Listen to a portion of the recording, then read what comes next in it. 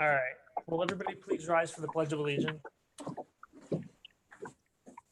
pledge allegiance to the flag To the flag, United States of America, to the republic for which stands one nation, under God, indivisible, with liberty for all. Thank you. And now, Julie, could we have a roll call, please? Dawn Duque. Brian Carso. Here.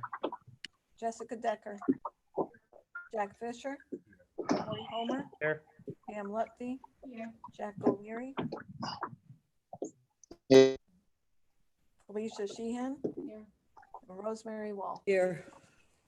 Did we hear Dawn? Is she over? Now, may I have a volunteer to read the mission statement? I can read it tonight. So Delaware Valley School District, in partnership with our community, stands committed to maximizing student potential, fostering lifelong learning, and promoting responsible citizenship. An executive session was held earlier this evening at 6 p.m. to discuss a student issue, negotiations, and personnel. Now, may I have a motion to adopt the agenda? So moved.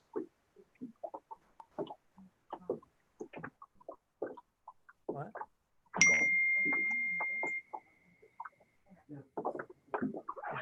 Yeah.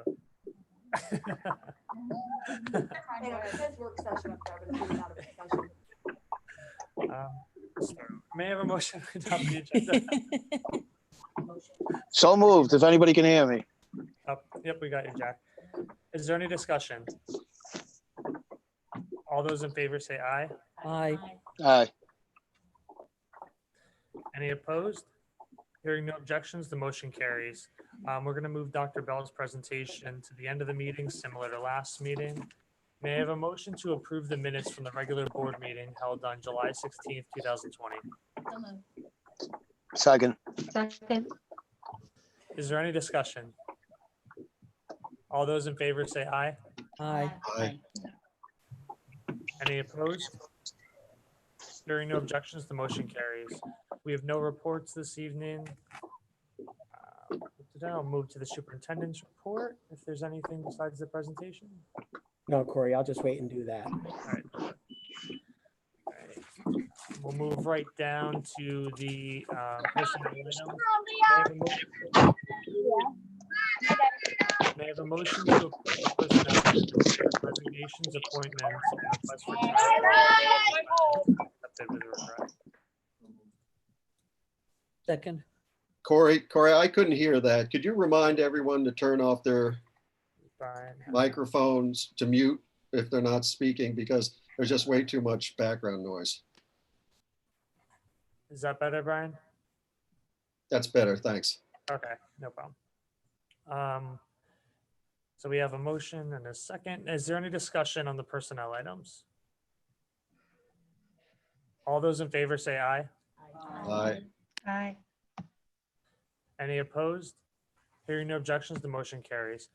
May I have a motion for the approval to readmit student 2019-2020 10008687 effective August 30th, 2020?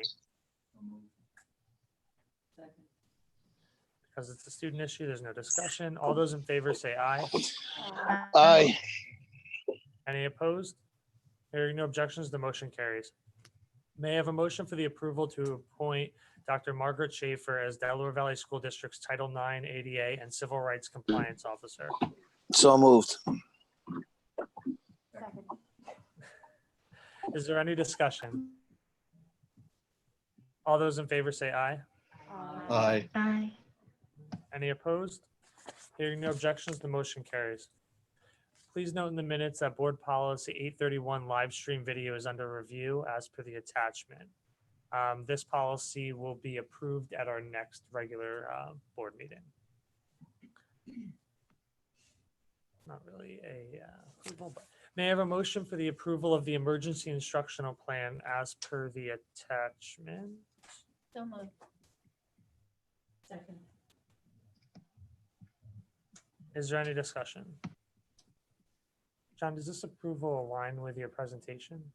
Will it have any impact on your presentation this evening? No, what this is this is basically seeking permission from PDE to do something other than 180 normal days. All right. And so then it lays out a multitude of different things we might do.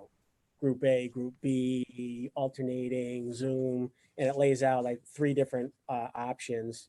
The parent choice option, the 50%, and the remote. So it basically covers everything. So who knows what might happen this year. I think we got them somewhat covered. All right. So question, now that we're approving it, does that give you the authority to implement it, or do you have to come back to us to implement it? Basically, all this form does is gives PDE will then give us authority as a district to be allowed to do something then other than everybody here every day. So it's not necessarily authorizing me, it's PDE giving Delaware Valley permission to have variations. Thank you. Sure. Any other discussion on that? All those in favor say aye. Aye. Aye. Any opposed? Hearing no objections, the motion carries. We're going to hold items E and F. We'll couple those together until after the presentation, if that's okay. And we'll go on to the presentation and then we'll move on to other business. Good. Yep, absolutely. And since I omitted it in the beginning of the meeting, at any point, anybody can submit a question to askdv@dvsd.org, and we'll be monitoring that email box throughout the duration of Dr. Bell's presentation and the meeting itself. That way things don't get too cumbersome with the YouTube chat. Correct. Questions should be sent to that email and they will be addressed at the end of the meeting accordingly. Thanks. And with that, we'll go to Dr. Bell's presentation. Okay, thanks, Corey. So I'll ask everybody, if you haven't already, just please mute your mics.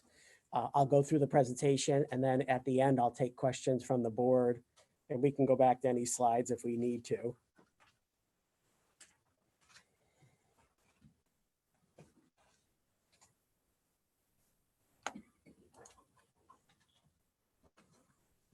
Okay. So first, let me tell you what's in the presentation. Am I clicking this or Dylan clicking this to the next slide? There we go. So we'll have the parent survey number 2 results, which was the survey we did after the last board meeting. Again, the whole purpose is to try to narrow the focus. First, we showed 5 different options. Then we surveyed with 3 different options. And then tonight we'll hopefully narrow it down from there.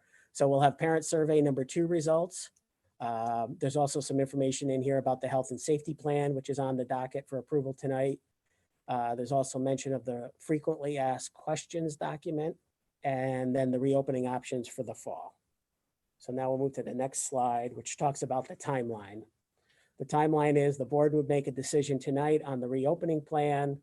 A letter would go home to all parents tomorrow. We have multiple versions of the letter ready to go based on however you guys finalize things. And then we'll push it out to the schools in the morning. They'll make copies. They already got envelopes ready to go with addresses and everything. So they'll go out in the mail tomorrow, just to reiterate whatever we decide tonight. The typical summer letter that goes home from each school is actually going home on August 14th. So that's next Friday. And we just want to make note that elementary classroom assignments, it's always a big deal to get it in the mail and find out who your teacher is.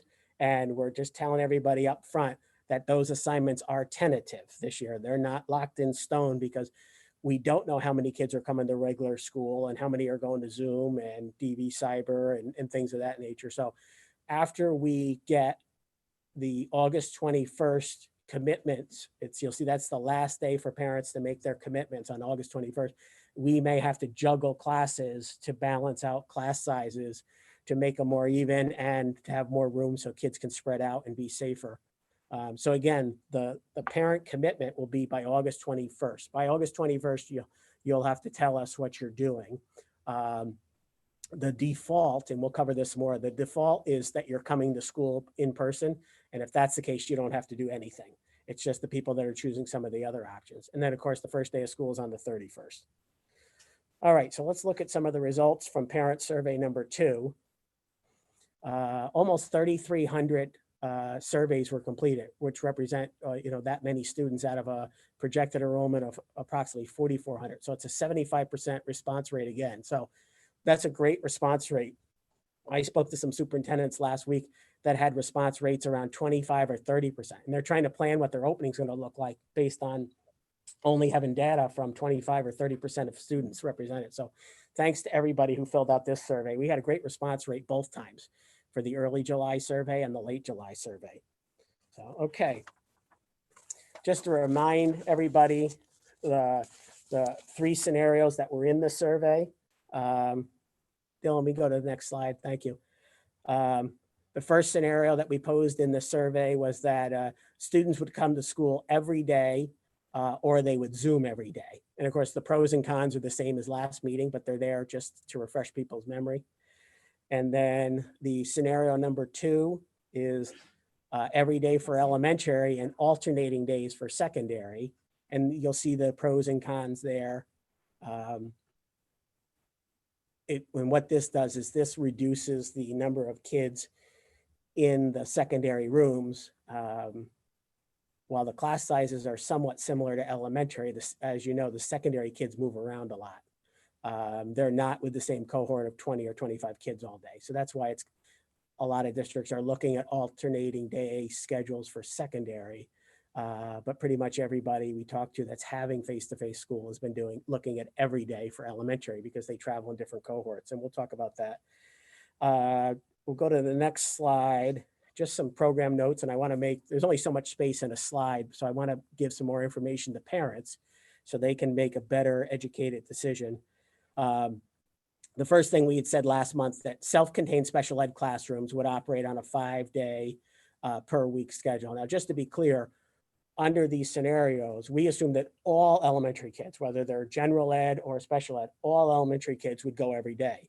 So this self-contained special ed is on top of that. So really what we're saying is in addition to all K-5 kids going, regardless of ability, on the secondary level, we would also have the self-contained special ed kids come every day.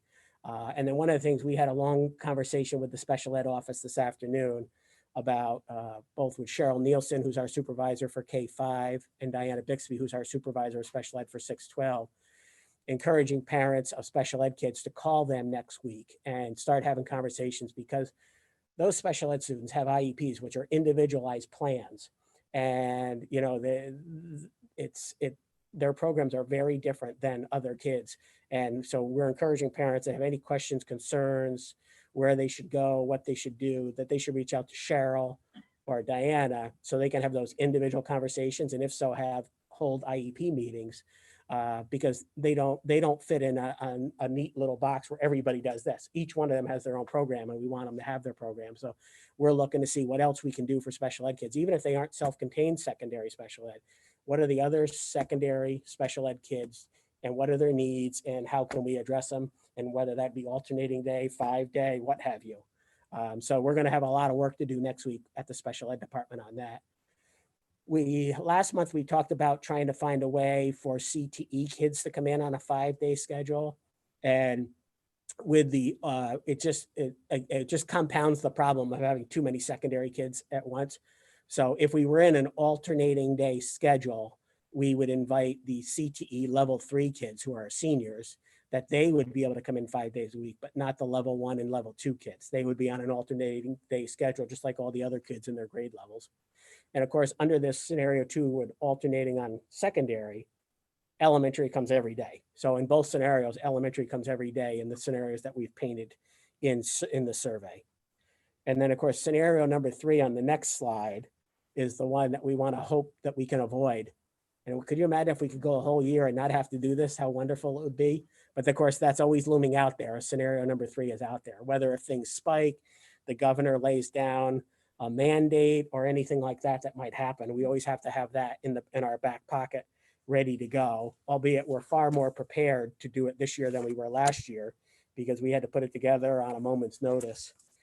The next slide, we'll look at, these are the results of the parent survey. In scenario 1, when we asked people how many people would send their students to school every day, 66% said they would send their kids every day. When we asked them in scenario 2, how many would send their kids in a combination of in school on some days and Zooming on other, it jumps to 72%.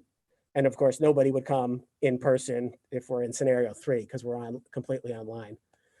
When we asked people under the 3 scenarios about Zooming,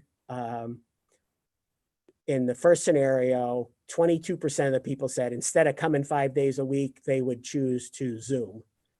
In the scenario number 2, instead of coming on alternating days, 16% would just Zoom every day. And 75% of our students in scenario 3, 75% would Zoom 5 days a week if we were completely online. In terms of DV Cyber Academy, which is our own online program, again, it's not taught by DV teachers, but it is our program. In the first scenario, 7% would do cyber. In the second scenario, 6%. And in the third scenario, if we went 100% online, the number of people jumping from our program to the DV Cyber program would jump to 13%. Homeschooling stays relatively static across the 3 options.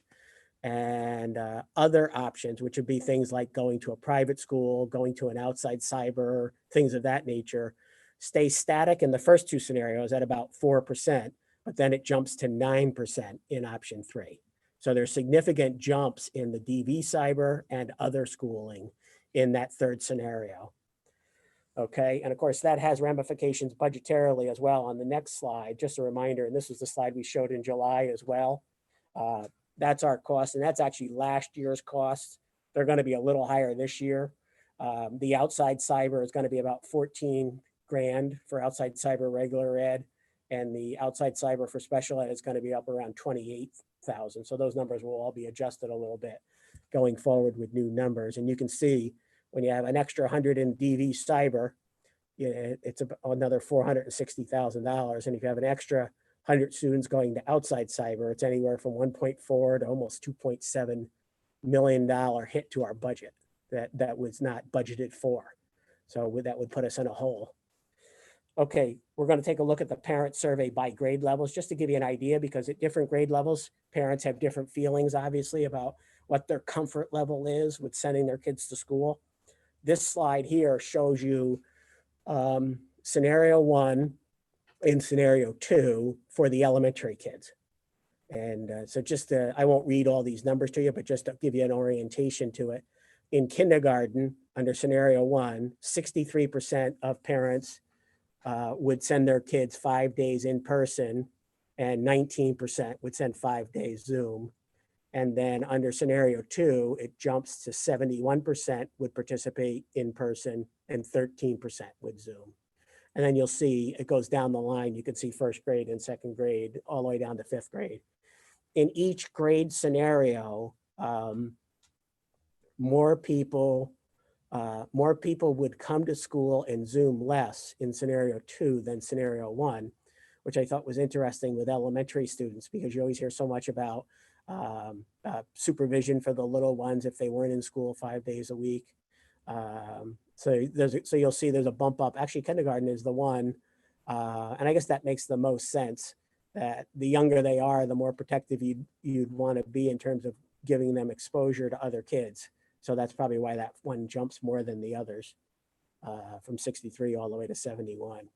Now it's a different picture a little bit in the secondary grades on the next slide.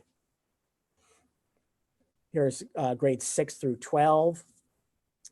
And again, just to orient you, if you look at 6th grade, 58% of the kids would come 5 days in person, 28% would Zoom, And then under scenario 2 with the alternating days, it jumps to 70% would come and 18% would Zoom. It was interesting because someone raised a good question. I can't remember if it was on the Ask DV website or someone else brought it up. We've been getting feedback from so many people. I forget where some of the ideas came from, but one of the questions was 6th grade, they're your youngest secondary students, and the parents' comfort level with leaving a 6th grader home on an alternating day schedule, as opposed to leaving, say, a 9th grader or an 11th grader home in that. So they made the question of, could you take a look, could you have 6th grade come every day, like you do with elementary, since they kind of are like older elementary kids. And so when we dug down and we went through SurveyMonkey and broke it out by grade level, we were really shocked to see these numbers. We would have thought intuitively they might be different, that we would have thought parents would be more apt to send their little guys, the 6th graders, more often on a 5-day schedule. But no, it actually was the biggest increase. It went from 58% to 70%. And I don't want to dive into why that is because I'd only be speculating, but it was really shocking that it was a 12% difference. And then as you go through the different grades, you see the numbers go up in both scenarios. You know, for the most part, they go up as kids get older and more independent, and they're more involved in activities, and they're probably pestering their parents to let them go to school, and they're probably driving their parents nuts, and their parents want them to go to school. The numbers go up as the grades go up. So that's that. And the next slide. Under transportation, our normal ridership is around 78% of the students ride the bus. When we did parent survey number 1, it was only 71% said they would drive a ride on the bus in light of the pandemic. And then on this new survey, which was several weeks later, from the beginning of July to the end of July, it dropped all the way to 56% are planning to ride the bus. So I just put a note in bold. If your child or children are going to attend in person but are not going to ride the bus to start the school year, please email Beth Pohl at that email address by August 21st. That will help us know that, okay, the first couple of weeks when we're trying to get the buses going and not have too many kids on the bus, we'll have a better idea of how many of the kids rostered for that bus are really going to be riding it. We're not going to de-roster them. We just want to get a ballpark of where we're at, because if a bus has too many, Marvin Eversdyke is ready with his group. If there's a certain bus that looks like it's going to have too many kids, we're ready to have vans on call opening day. If a certain development, say Birchwood, is overloaded with kids getting on the bus, we're ready to have a van swoop in and pick up more kids, or a mini bus and things like that. But the more information we can get from parents saying, hey, save my kid, don't take my kid off the roster for the bus, but I'm going to be driving them in the fall. That information and email to Beth will be huge to help us with our planning for our buses. Okay, so the next slide. The next slide is our recommendation to start the school year is to let elementary come 5 days a week and to have our secondary kids do an alternating day schedule. What alternating day schedule, after we looked at many examples, is that there'd be a group A that would come Monday and Tuesday, and there'd be a group B that always came on Thursday and Friday, and then every Wednesday would alternate. One Wednesday group A comes, another Wednesday group B comes. So that way families could know, okay, these 2 days are always the same for my kids. They're either coming on Monday, Tuesday, or Thursday, Friday, and Wednesday's the only variable. We looked at like a regular A-B rotation schedule, and we just thought it would be too crazy for parents trying to arrange rides and supervision and things like that. And then the other thing I put in there as a caveat is that if we were to open under that scenario, and again, it's up to the board to make the decision, but if they were to come in that scenario and we could have a successful start to school, 24 days of school gets you from August 31st to October 2nd. That'd be 12 days for the A kids and 12 days for the B kids. And then we could consider in mid-September at our board meeting, whether we wanted to expand to all kids 5 days a week in October or not. It gives us time to see what's going on with the virus and with our infection rates and things of that nature. And hopefully things will stay quiet in Pike County and that won't be a looming issue. And then if we can go to the next slide, just some of the reasons why we were recommending the second option for secondary, because as we got the data back from parent survey number 2, our building administrators on the secondary level were getting really nervous that more kids were coming to school than we thought, and we were getting really worried that we might have too many kids. And Under scenario number one, where everybody comes back, as opposed to half the kids one day and half the other, we'd have a really hard time meeting CDC 6-foot guidance in the classrooms. And if you can't have 6 feet between the kids in the classroom, that means they can't take their mask off. So it's great to have kids come back to school, but it also isn't great if they don't get a chance to take their mask off and have a mask break because there's too many kids in the room. The 11-12 section of the high school is the oldest building in the district, and actually has the smallest rooms. If anybody went to Delaware Valley, you'll remember those pods and how those odd shaped rooms that form a circle or a pod down in the R pod and the S wing and stuff like that. The other thing that's really the big deal, and someone had asked me earlier today, how come so many districts are sending their elementary kids 5 days a week, but not their secondary kids? And the driving reason from a medical perspective is the number of people they're exposed to during a day. If you're in an elementary classroom, you're going to be exposed to however many kids are in your class, whether it's 20 kids, 25 kids, whatever it is. When you're in secondary, you switch periods and you switch teachers, because who's in your algebra class may not be who's in your biology class. It could be 25 total different people. So theoretically, kids would be involved. They could be in classes with 7 different groups of 25. And then you add in the lunch, which is a whole nother issue on the secondary level because the lunches are big. So you could be going from what they call a cohort of 25 in an elementary student, and you could be, as a secondary student, you could be in a traveling daily in a cohort of over 200 people. So that increases your risk, or your exposure, I should say. And of course, we know older students transmit the virus more like adults, and younger ones don't so far. Now that certainly could change when millions of kids go back to school in the fall, and we might find that, but right now there's a lot of research that supports the kids, kids 10 and younger are much less likely to contract, and there's almost no evidence of kids passing it from kid to kid with under 10-year-olds. And even the kids who've gotten the virus, when I say kids, I mean all kids under 18, most of them have actually gotten it from an adult. When they did the contact tracing, most did not get it from another kid. They actually got it from an adult, which is interesting. Cafeterias are a big problem in that you have to take your mask off to eat. And we have much bigger crowds in our cafeterias than on the K-5 level. But I'll even tell you on the K-5 level, like anyone who knows Dingman's Elementary or Shahola Elementary, they're going to open the big doors that separate the stage from the cafeteria. And there's going to be kids eating up on the stage. In Shahola, there's going to be kids eating out in that hallway outside the cafeteria in the gym because they have a large hallway there. We've just ordered a giant tent that we would pitch in the grass right in front of the wrestling room to create another outdoor cafeteria and also to be outdoor classroom space. We're just trying to find all these different nooks and crannies that we could put tables and just spread kids out, because obviously if they're gonna have to take their mask off to eat, we need them to be as far away from each other as possible. And the more kids that are here, the harder that is, obviously. Okay, we'll go to the next slide. I just wanted to remind everybody, in case they didn't watch the meeting last time, who have we been consulting with in terms of health and safety guidance. And there you can see the list of the people. Again, I'll just reiterate why we use Bucks County.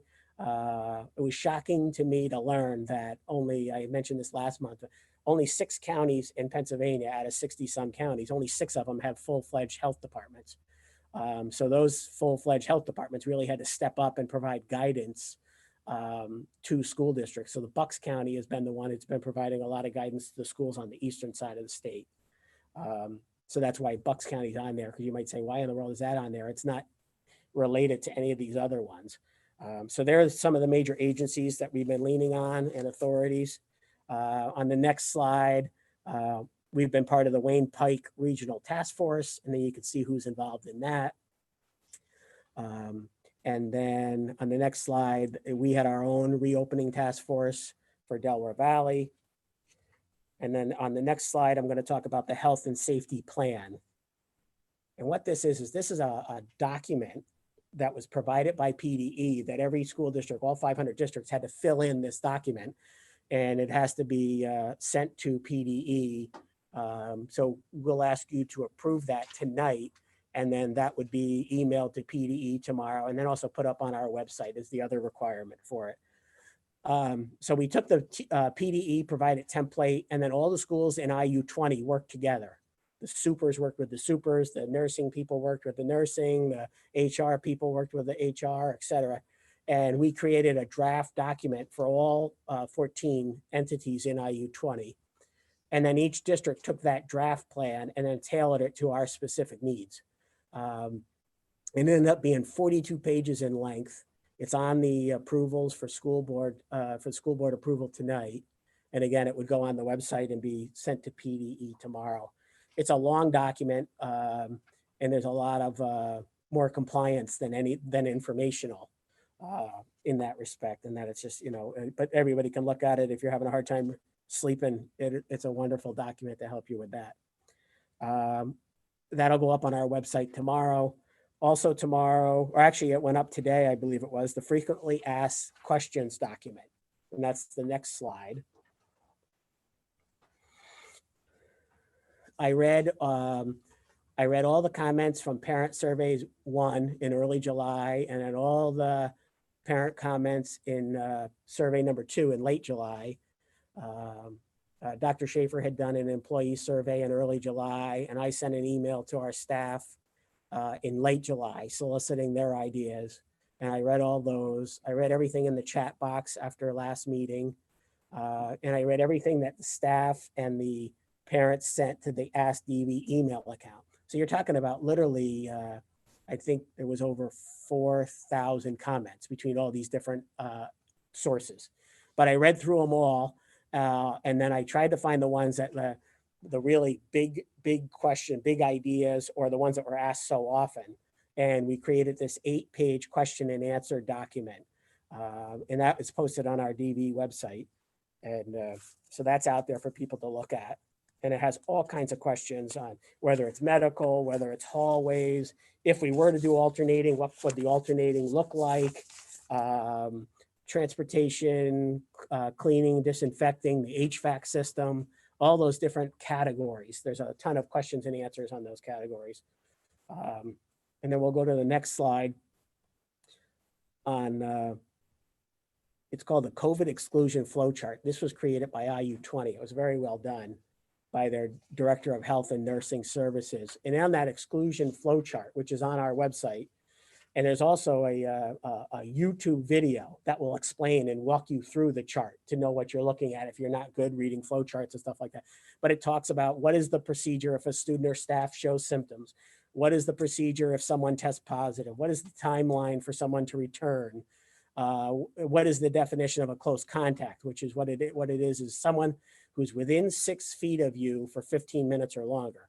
So if a student ended up testing positive between the seating charts in the classroom and the seating charts on the bus, we could then work backwards with the Pennsylvania Department of Health would take that information. They're the ones who do the contact tracing. It's the State Department of Health that does the contact tracing. And they have approximately 1,000 people that they've hired to be contact tracers. And what they do is they work backwards and they try to find out everybody who was within 6 feet of you for 15 minutes or longer over the last X number of days.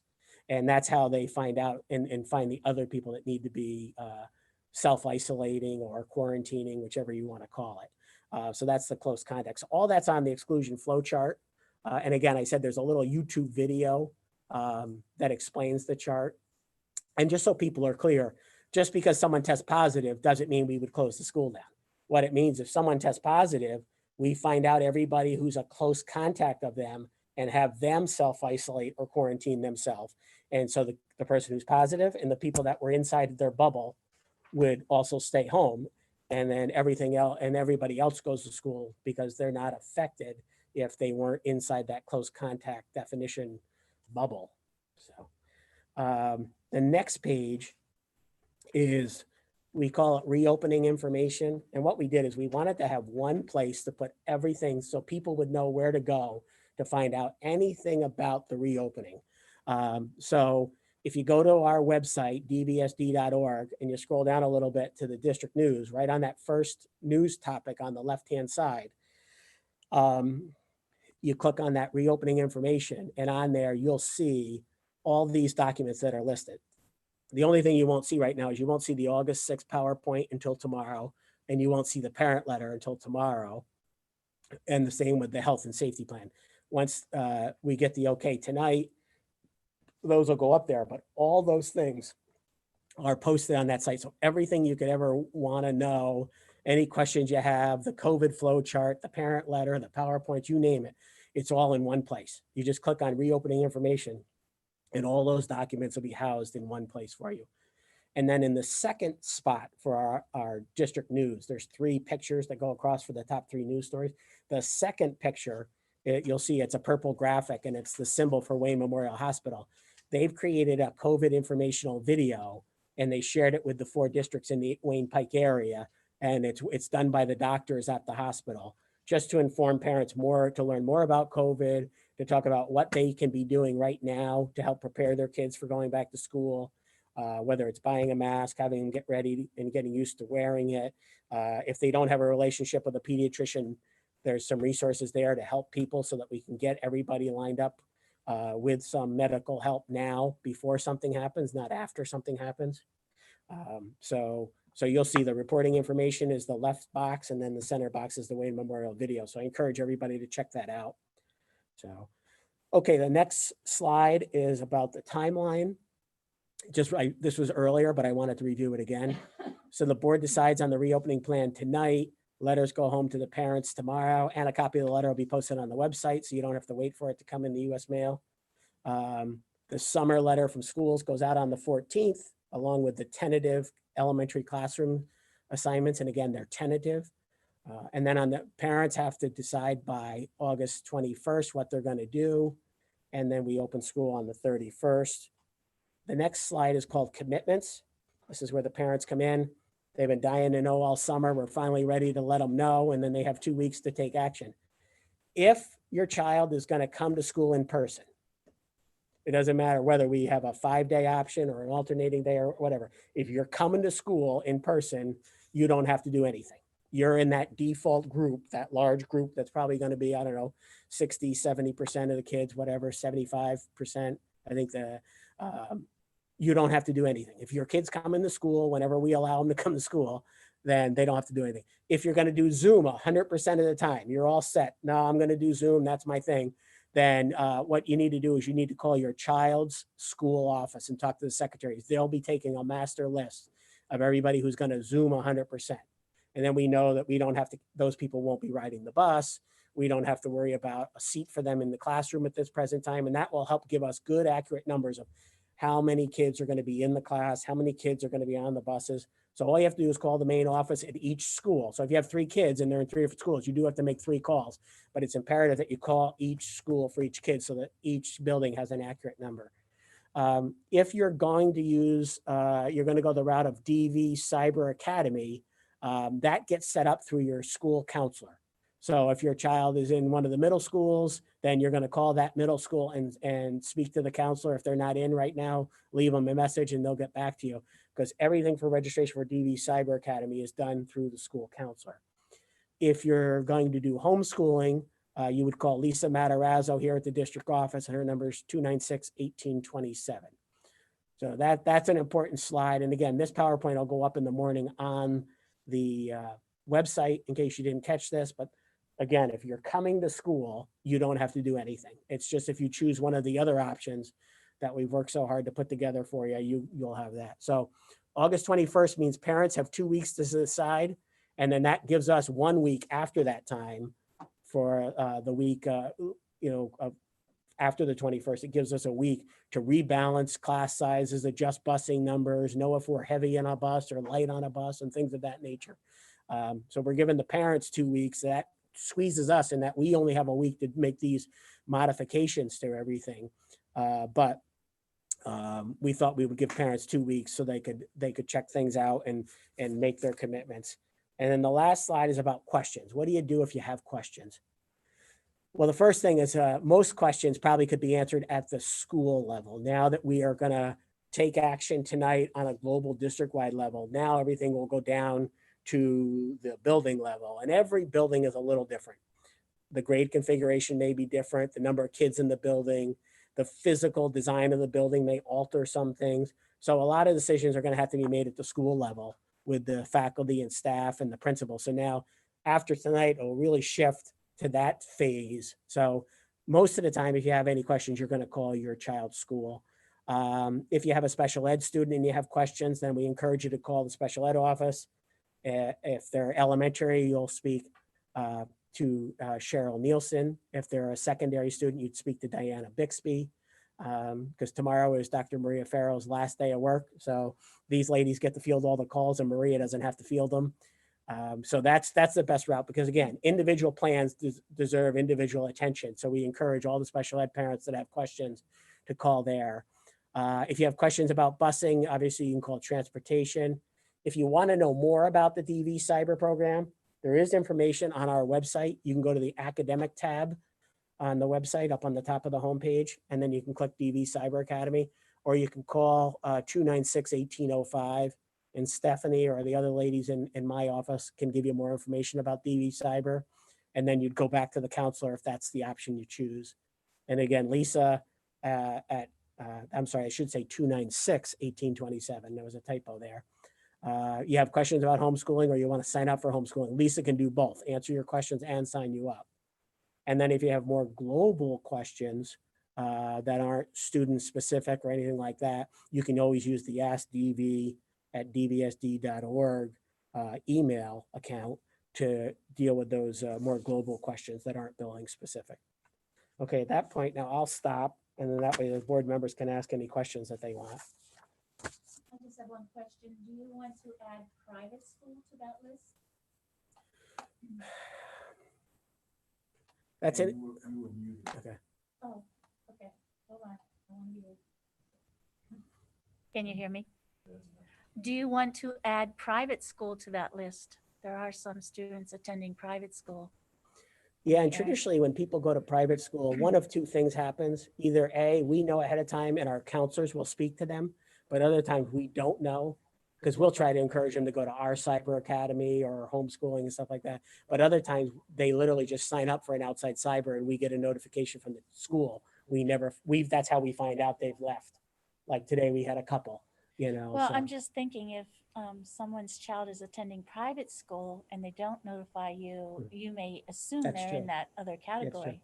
And so Pam brings up a really good point. So if you know you're leaving to go not one of these DV options, but you're going to go somewhere else, whether it's online or just a private school, parochial school, whatever, if you have been a DV student and you could let your child's school know, that would be great, because then that helps us with our spacing issues and our Maybe enrollment. call Lisa No, they homeschool. would call their home school. Oh, okay. So if they're, Homeschool, so okay. whatever school they were gonna be in this year, if you're not coming for some other reason such as those, it'd be awesome if you could just call the secretaries at that school and let them know. We'd appreciate that. So I'm glad you brought that up. That's a good point. I have a question, John, So I have a question on the timeline. I think we should put in August 20th as a DV school board meeting for last minute adjustments or changes. And then maybe put in the 27th as a possible reserved meeting date, so that if things don't turn out and pan out as we hope they will, we will have another meeting. Parents will know that we're going to have another meeting. Are you saying change the commitment date to the 20th? Is that what you're saying? No, change the DV board meeting, put that in there. Oh, okay, I see. And then Just the move the meeting. 27th, yeah, so they know that we're meeting the night before their commitments. So if they can get them in before that, that'd be wonderful. But it's gonna take you a week just to Yeah, put it together. So maybe put in the 27th as a possible, I think somebody said emergency board meeting, special meeting, thank you. the other the other option is we could just move the 20th meeting to the 27th. Or that, That's another option too. maybe we want 2 meetings. Or we could advertise 27 as a potential another meeting, whichever way you guys want to do it, I'm fine with it. I'd like to meet on the 20th and hear what you're hearing. Mhm. And then if we have to meet on the We could. 27th, reserve it on your calendars now. But if we don't, if things are panning out, then we just cancel it. It's a good idea. I would agree. I think it's important that we meet on the 20th because we may need to be hiring people. And new teacher orientation starts that following Tuesday, which would be the 25th. So that's a good point to keep the 20th so we can do the hires. So will everybody reserve the 27th just in case, right? John, Do it's we Brian have- here. Yeah, Brian, go ahead.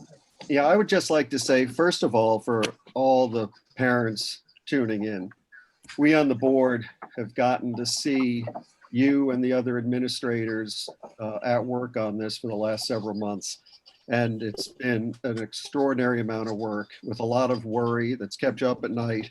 And I just think on behalf of all the board and all the parents, we want to recognize that. And thank you for your concern for all our kids and our district and the hard work that you've all put in.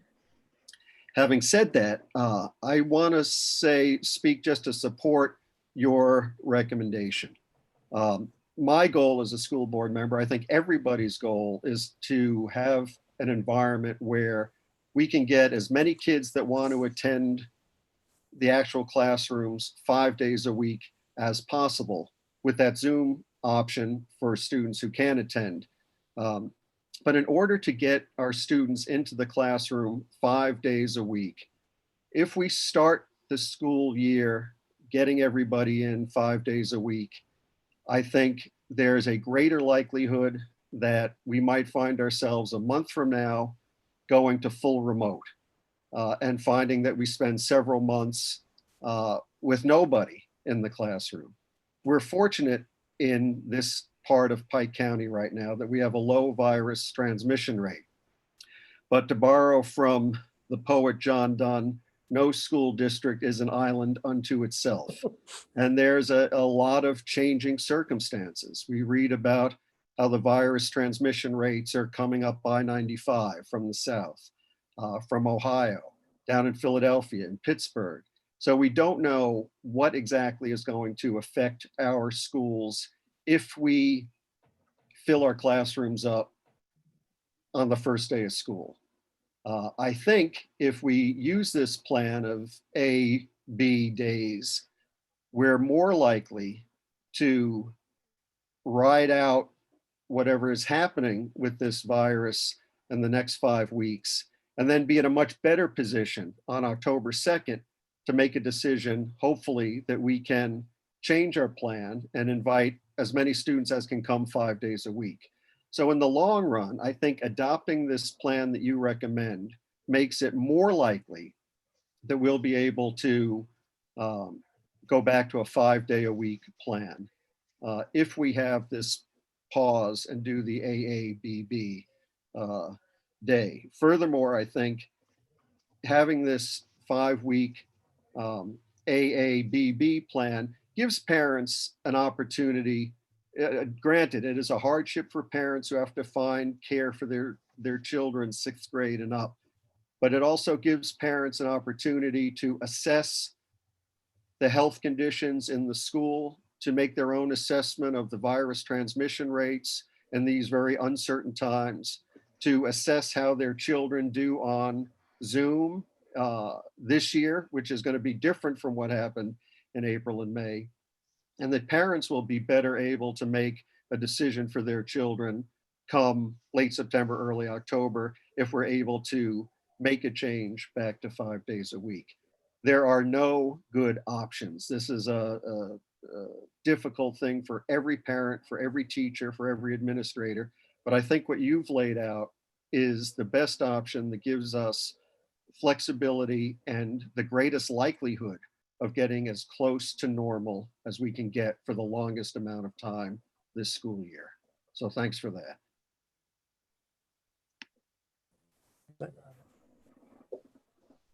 So John, Brian, what- you know, I respect your opinions. I'd like to counter it with perhaps we need to understand why, Mr. Bell, Dr. Bell, it's 5 weeks. I know just today the governor came out and said he recommended no school sports till next year, till January. And I didn't see any data from that. And I'm asking John, does he have any data as why 5 weeks? Because my understanding is kids will be coming on their B days. They'll be coming for extra co-curricular anyway. Is that correct? Yes, if secondary kids are on a co-curricular, if there are co-curriculars, they might have to find their own way here on those opposite days. Yes. So wouldn't that then negate what you're trying to do if 72% of our students in the high school are participating? I think that was a number we threw out a month ago in extracurricular, co-curricular after school, and now they're showing up anyway.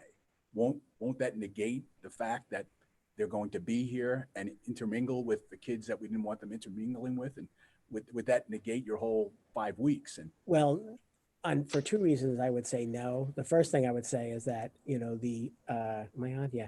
The extracurricular activities, like you saw all the kids out here when you came in, there's a big difference with outside versus inside.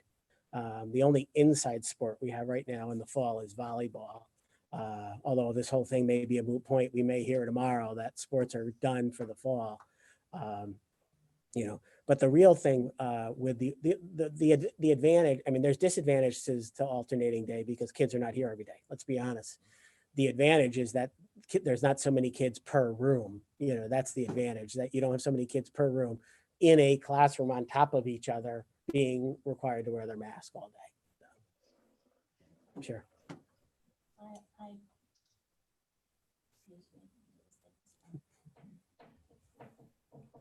So my question is, and I really do appreciate all of your comments and planning,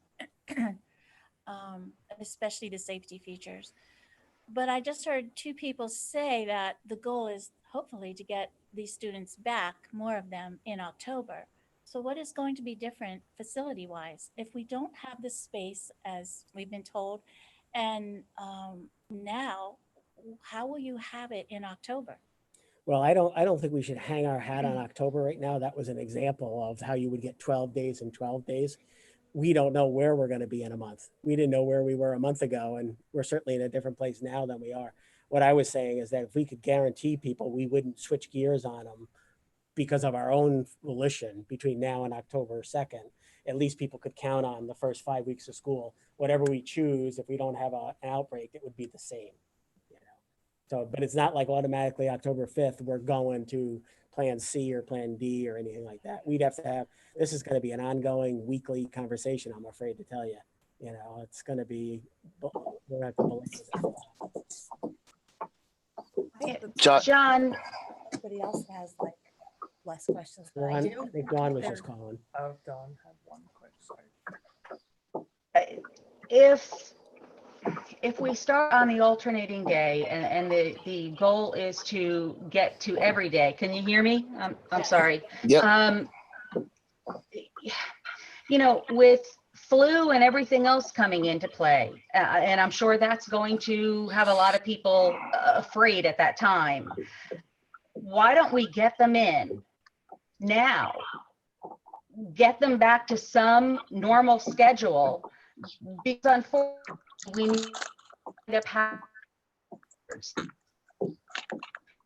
already know that our governor doesn't necessarily look at regarding, something might happen in Philly or out in the western part of the state that might affect us going forward.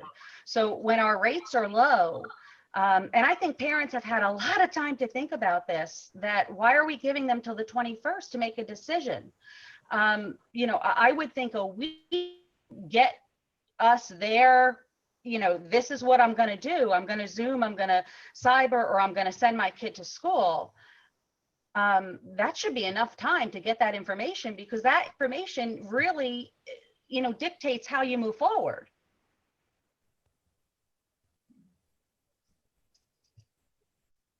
She's still there. I'm here. I finished temporarily. Yeah, there is no good answer. I hate to put you guys in a bad spot like this. There is no good answer. I mean, we have the data. The data says more kids will come on an alternating day schedule, but that's not why we picked it.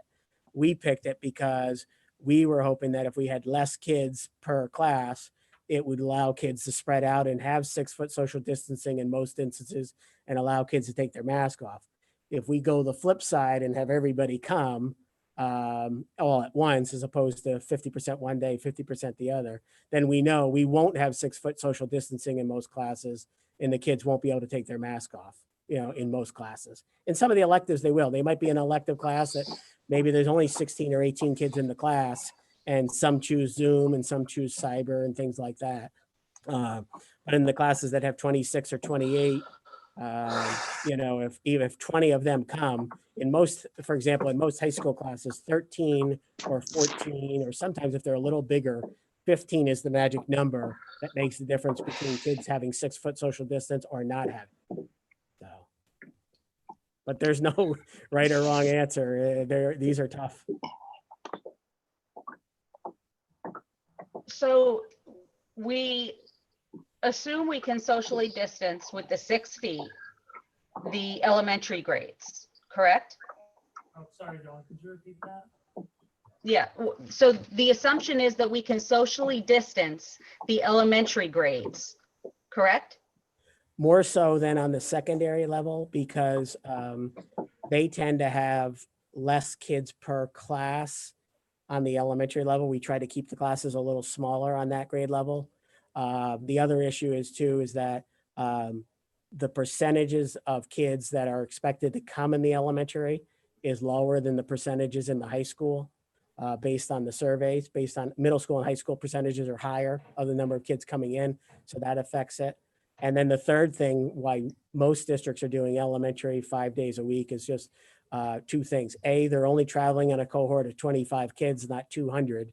And so far, you know, anything can change, but so far, the transferability of the little guys, the kids 10 and under, it's not likely, they're much, much less likely to get it or transfer it.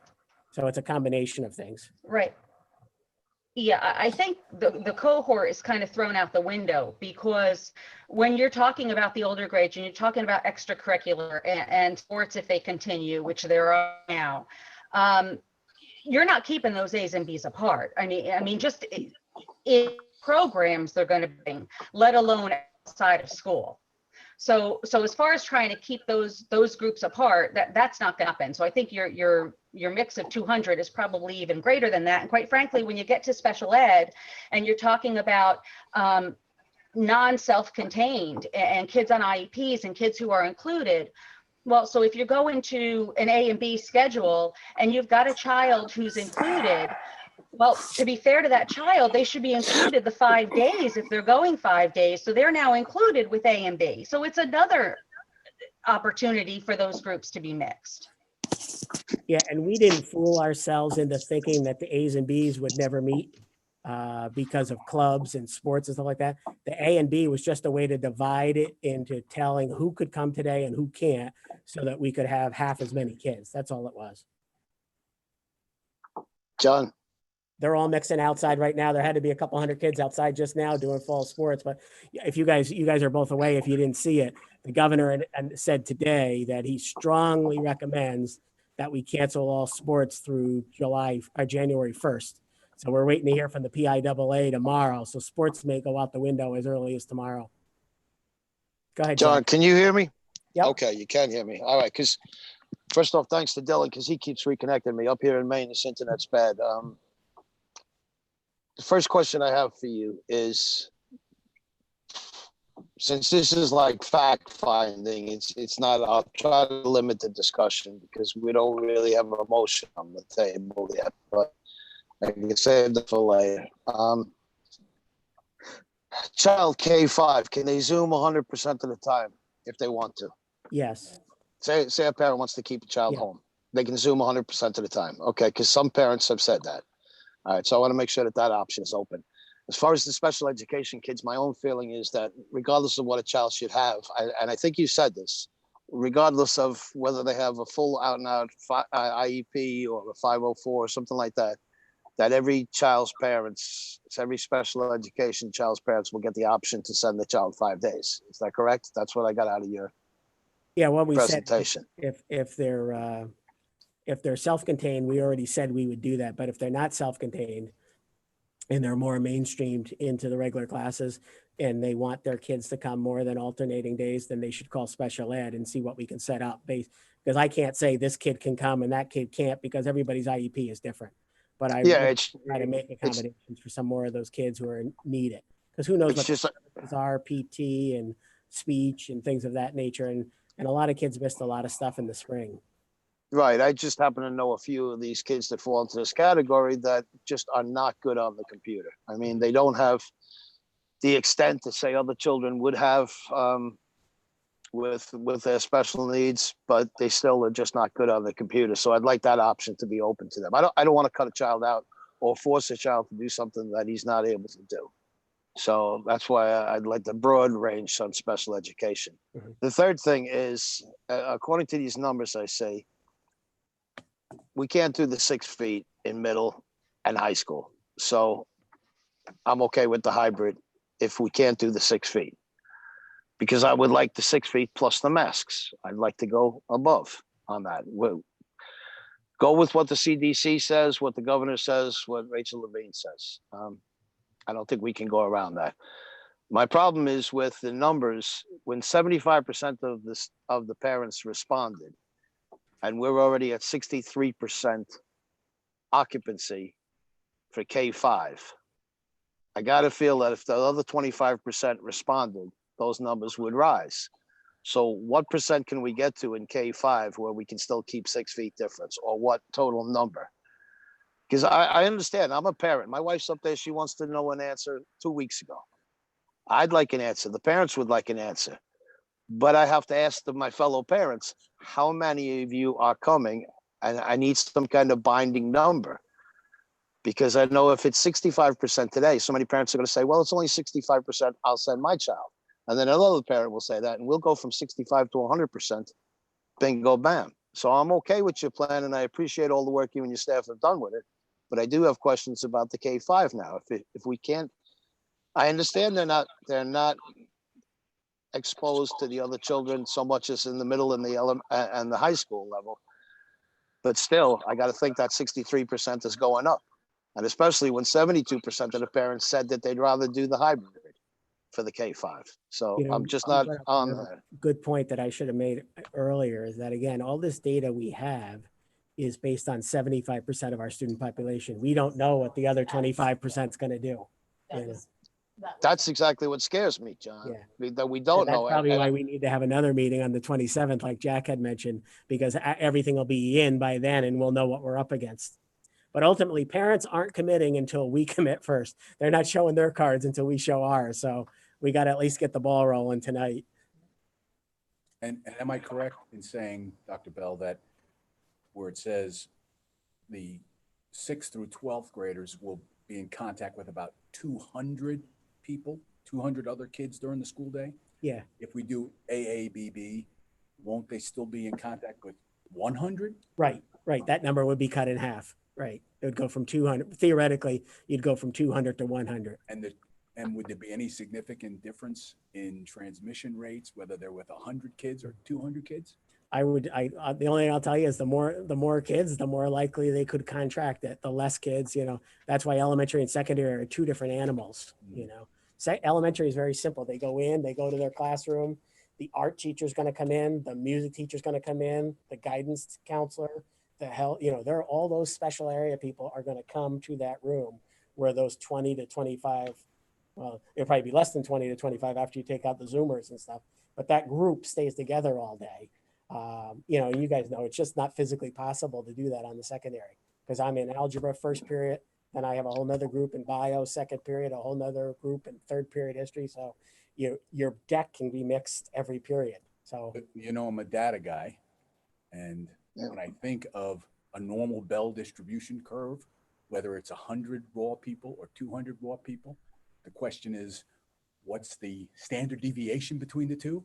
And the difference would be 0, whether it's 100 or 200, unless you tell me we're skewing it somehow. Yeah, but not necessarily, because when you have less, then you're able to spread out more, which means your rates of transmission will go down. If you're spread out more, your rates go down. That's all this is about, is confinement, spreading out confinement. That's why, you're just trying to spread out as many people across the building. Because there's that 6-foot bubble. But John, But the number of people. John, going back to your You're in original. contact with them. We're in contact right now, but if you put more people in here, your rates of transmission will be higher. See, The more you have in there. the close contact Correct. is what the health people say, the close contact, which are the people within 6 feet. And obviously, the more John. people you put in this room, the more people that get inside your 6-foot circle. John, the part that you just said to me when we were talking, Go ahead, Jack. that the parent that's sitting home and watching right now can't make a commitment until the board makes the commitment. And I fully understand that. But the parent at home has to understand, my own wife included, that I can't make the commitment until I know what the parent is committed to. So here we have two things opposing each other with no correct answer in there. So the only way that I could make up for that is that if we go hybrid in middle and high school, then I'd have to go hybrid for the time being in K5 as well. So it'd have to be a full hybrid for me, because I have no idea if the 63% of the parents that intend to send their children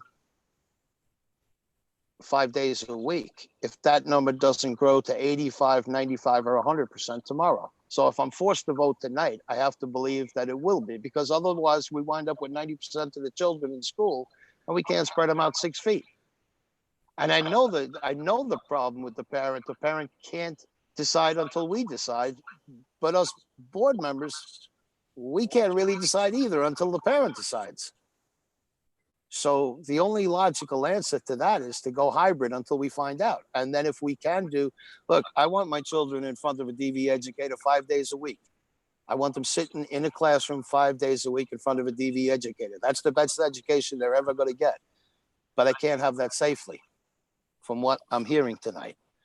So then if it's the same in middle school and high school, and I'm unsure of the numbers in elementary, and 25% of the people did not respond, and at least I got to figure the odds on average, 50% of that will say, yes, we're sending the kid to school. That 63% raises up. And then I don't know if we can safely do it. So I couldn't possibly vote for a full 5 days under those circumstances. Do you understand where I'm at here? I would just say to that too, though, even though we pass a plan tonight, everybody out there and everybody here needs to understand that this can change. We're going to be having these meetings throughout the fall semester, and state guidelines, what happens in our county and what's happening in our schools is going to dictate what we can and can't do in the district. So while we're passing a plan, or we want to move to approve a plan tonight, just everybody be prepared. We're meeting the 20th and the 27th for a reason, to discuss and see how things are going as well there too. So just to put that disclaimer out there. Why, if I can get I do think the community is looking to us. the 21st time? That's what we were elected to do, to give them the best possible choices. Seems to me that if we're sitting in a room 6 feet apart and some of us have masks on and some of us don't, we're meeting CDC guidelines. So that if we have a situation where a teacher walks in the room and there can't be 6 foot distance, that day you wear your mask in that class. And whether 70% of the kids show up or 25% show up, we get the kids. I think our goal is to get the kids back to normal as soon as possible in a safe way. And therefore, if there's social distancing, they don't need masks. If there's not social distancing, that day they wear their masks, as opposed to giving the idea that for the first 24 days, some magical number, I'm sorry, John, they can make this decision, but it looks like we're really saying for the whole year, in my opinion. I think that's why you have 90 and 90 in here, because we're really anticipating that would be for the whole year. I would rather have us start as normal in school with social distancing or masks or both.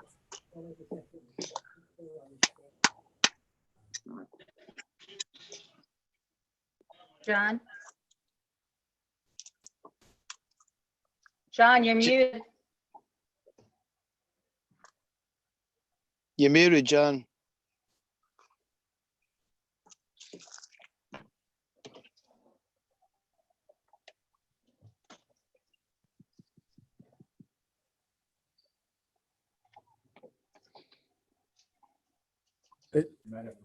Yeah. I said, sorry about that forgot to turn the mic on. Yeah, it's really just a question for whatever you guys decide to do. Your decision educates parents to help them make their decision. And they'll know, okay, if we're going to go 5 days a week, that means classes are going to be bigger than if we were doing 50-50. And am I comfortable with that? Understanding that more likely I'm going to have to wear a mask all day as opposed to but my kid gets to go to school every day. So there's that risk reward. And I would think the older the kids get, believe it or not, even though they're more likely to get the virus, the older kids get, I think the more comfort parents have, because as the kids get older, they're wise enough to know, don't take your mask off, here, or wash your hands or whatever. You always worry about the little guys not washing their hands, and you got to hound them. And our poor elementary teachers hound them all the time. At least on the secondary level, I think they're more conscious of the dangers, So yeah, I mean, it's whatever you decide tonight. We were recommending reduced numbers as a safety precaution. But if you guys, whatever you decide, you're putting your cards on the table so that parents can make an educated decision. And John, Just a few things. John, if I can, I guess I'm Jack with numbers. And so just in working out the numbers, while yes, scenario 2 had obviously 72%, 6% more percent, the difference of 194 children, that parents that only chose that option. I mean, so to me, that's not a huge difference there to be, for me, swayed one way or the other. If that number had jumped significantly, I would have bigger pause. 1,160 didn't respond. Are we hedging a bet? Half will do this, half will do that. Or do you think they're waiting for us to say, hey, we're going back 5 days. Okay, now we're going hybrid. Now we're going cyber. Do you think they're the 1,160 that didn't respond are going, well, whatever they say, okay, if the 5-day option is available, I'm going. So I guess I'm looking to you for maybe some intuition on, because that's a very big number. While 75% is a wonderful turnout, 25% is a really big wild card. Yeah. And Corey is a better statistician than me. He'll tell you it's hard to infer what people are going to do who didn't complete the survey. But I will tell you that chances are they're the families that are less engaged and more willing to go with the flow. Right. Which means they're going to more of that 25% is going to come than not come. I would. Right. That's my speculation. And right. Yeah. Yeah. So even if 3/4 of that 25% come, yeah. But John, that's what worries me about the In my K-5. is that, I know for myself, when I did the survey, I did it assuming that they would have to be wearing masks. That was the assumption. I didn't think there would be masks. Okay, they're going to have to wear masks. For the older demographic, a lot of them are working. I know my son he works 10, he'll work a nice long day and he's in a mask from the time he walks in the door till the time he leaves. So I think that older demographic that is also working, they're also more responsible and they're going to adhere. Okay, we can't socially distance. I'm going to wear my mask. So I think that, that is also, another factor that I do think when parents filled these surveys out, they assumed that the children would be wearing their masks. Yeah. And then the first survey, if you remember, we did parent survey number 1. It came out before the governor put the mask ordinance in. And most people did the survey the very first day, which I think was July 6th. And Right. that was before he laid Right. down. The second time, it gives you a much truer picture because we've been dealing with the mask all month. So that's a good point. And along those, No, you're still going, I'm sorry, go ahead. Can I bring up the facilities? Did I talk about what? No. Oh, No, okay. go ahead. Sorry, I just wanted to add. I didn't We'll do want to that. repeat. Yep. So, and just the fact that our facilities at Delaware Valley have been upgraded thanks to all the wonderful work of the boards I was not a part of. And I think that that's a huge piece of all of this is that we have beautiful ventilation systems and all of those things. So there's a lot of things in our corner that put our children more safely to come back than a lot of other districts and a lot of other districts that have also are doing 5 days and don't have these facilities. So And I just wanted to add thank you. along the lines of what you mentioned about the survey. In all due respect to our administration, I have questions. I want to know how many more classrooms do you need if our secondary students came 5 days a week? how many teachers would we have to hire if that's a fact, for more students to come? And that's information that we don't have, but you can't give it to us. We don't have it because we have, what was the number that you quoted? That was excellent. Who did not respond? 1,160 students Okay, didn't that's respond. phenomenal. We need to know that in order for you to answer to us our questions. So there is no answer for that component of the group. That's why, as the elected board, you have to make a call based on your best evidence that you have in front of you. You know, it's tough, but there's no, and it's funny too. And Felicia brought up an interesting point. Many of the urban districts that have been around a lot longer than some of the suburban districts like ours, we weren't formed till 1956.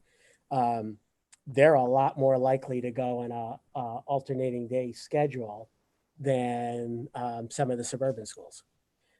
Bethlehem is alternating. Easton is K-5 is traditional, but they're alternating on secondary. For whatever reason, over in the Scranton area, a couple smaller districts, Lakeland, Carbondale, and Abington Heights are 100% online, but Honesdale and Wallenpaupack are going back traditional. They're going back 5 days a week with the idea that, like you had mentioned, Jack, there's a risk reward on whether you're 6 feet or not. And they're letting the parents decide. They're telling them right up front, if we bring everybody back 5 days, you're not going to have the 6 foot social distancing that you'd have in any of the other options, but it's your call. And they and let the parents make the decision. So that's where our two neighbors, that's what they're doing. You know, they're going to go K-12, 5 days a week, let the parents make the decision. And may I add that the transmission rate in Pike County is significantly lower than it was 3 months ago. In fact, it may be 0 now. Yeah, so my preference would be to try to have normalcy and let parents understand they have a significant responsibility every day to decide that. They don't, if they're uncomfortable, here's your Zoom meeting. And maybe every week they have to tell us, are you Zooming or are you coming? And I don't know what your staff can do with that. But maybe every Friday they have to tell you, I'll be there next week. Or every Friday they have to say, I'm Zooming next week. We've actually talked about it. We've waited a lot, but we've talked about it having a week's notice. Just because we have to make sure transportation is set up, that they know they have to stop at that driveway as opposed to not stop at that driveway. So that they couldn't just keep flipping around back and forth. But a week's notice would be, some people ask for a month's notice, and we said, no, that's a little unrealistic, but we could do a week for sure. I think I was watching Wallenpaupack's web program, and I think their superintendent said they have to designate for the entire marking period. And I think that, I think for the sake of consistency, I think we need to say, if you're going to make this commitment to Zoom, you're committing until, okay, we're saying October 2nd or whatever it was. I think that it's fair that the first 5 weeks that we have that consistency, because the kid had a bad day on Zoom, so tomorrow I want to send him to school. And then he has a bad day in school, so now he wants to Zoom. I think that we need the consistency at the elementary level, so that they're not bouncing back and forth. Across the board. And Across the board, but I'm thinking elementary because it's 5 days a week. Right. I think that thinking about kindergartners and first graders, I think they really need to have the consistency being there 5 days a week with their teacher, with their classmates, in a controlled situation. I think that there are a lot of things that we've been able to do that will make it as safe as possible for them. You know, having the special areas come to the classroom so that there's not as many passings in the hallway and things like that. And I think that that option is the best option district-wide. You know, we're not saying everybody has to do this. I think we're looking at the two of them. Elementary and secondary are two different beasts. And I think that we have to treat them separately because they have different needs. A high school and middle school student, I think, will be more able to do Zooming on their own, you know, to make up those extra days. To be honest, I sit there and look at little kids and I'm thinking, I don't know what you do with kindergartner. Last year, lucky that it was March. They already had a report with their teacher. Their teacher already kind of knew who were the nudges and who were the kids that would do what they were supposed to do. I don't know how you do that the first day of school with a group of 5-year-olds. So I think that the plan we have in place is the best we can do in a really bad situation. I'm done. John? Are you ready for me? Start at the top. Go Anyone for hear it. me? Okay, a couple things. Well, okay, more than a couple things. I've got quite a few. First, if our health and safety plan is a phased plan, so we have our red phase, our yellow minimal moderate spread phase, and our green phase, there's no tapering. I mean, you're doing hybrid in green where there's low spread, and you're doing hybrid in yellow where there's minimal to moderate spread. And then you're going to remote learning if we go to red and there's substantial spread, which we all understand. So I agree with Jack and several other board members in that, and I understand the ramifications of doing so, but if there's obviously 42 pages of things that we can do to mitigate the spread, I would much rather prefer an actual tapered back to school plan, whereas we start with 5 days in person K-12, then you go to hybrid as, if the numbers increase, and then finally you move to all virtual should the need arise, and hopefully it never does. So that's the first thing I wanted to say. Just so you know, even though the colors on this form are still red, yellow, green, we didn't name There's, them right, because we didn't want to be bound to a system that the governor doesn't seem to be following. But we are okay, Jess. If you look on page 3 in the green area, phase 3 traditional, it talks about hybrid or conducted in person 5 day a week. So it gives us, there's 2 options there. It gives us flexibility. right, but to if pick we vote and if we vote for what the recommendation is, and those 6 through 12 students are hybrid, there is no tapering for those students. It is hybrid with our really low infection rate right now, and it is the same hybrid model for yellow as those numbers grow, correct? Yeah, but the hybrid can be different. I mean, like some districts are doing 25% a day and putting them on a 4 day schedule. So that's why hybrid is written generically, so that I wouldn't get hung up on that. Fair enough. I still support them to go back and then taper down from there, but But you get that in green, and kind of. yeah. I mean, Well- it's vague enough that it gave us tremendous flexibility to do what we need to Well, do. right. So if we're in green, where I think our 14-day rolling number for Pike County is 0.5 cases.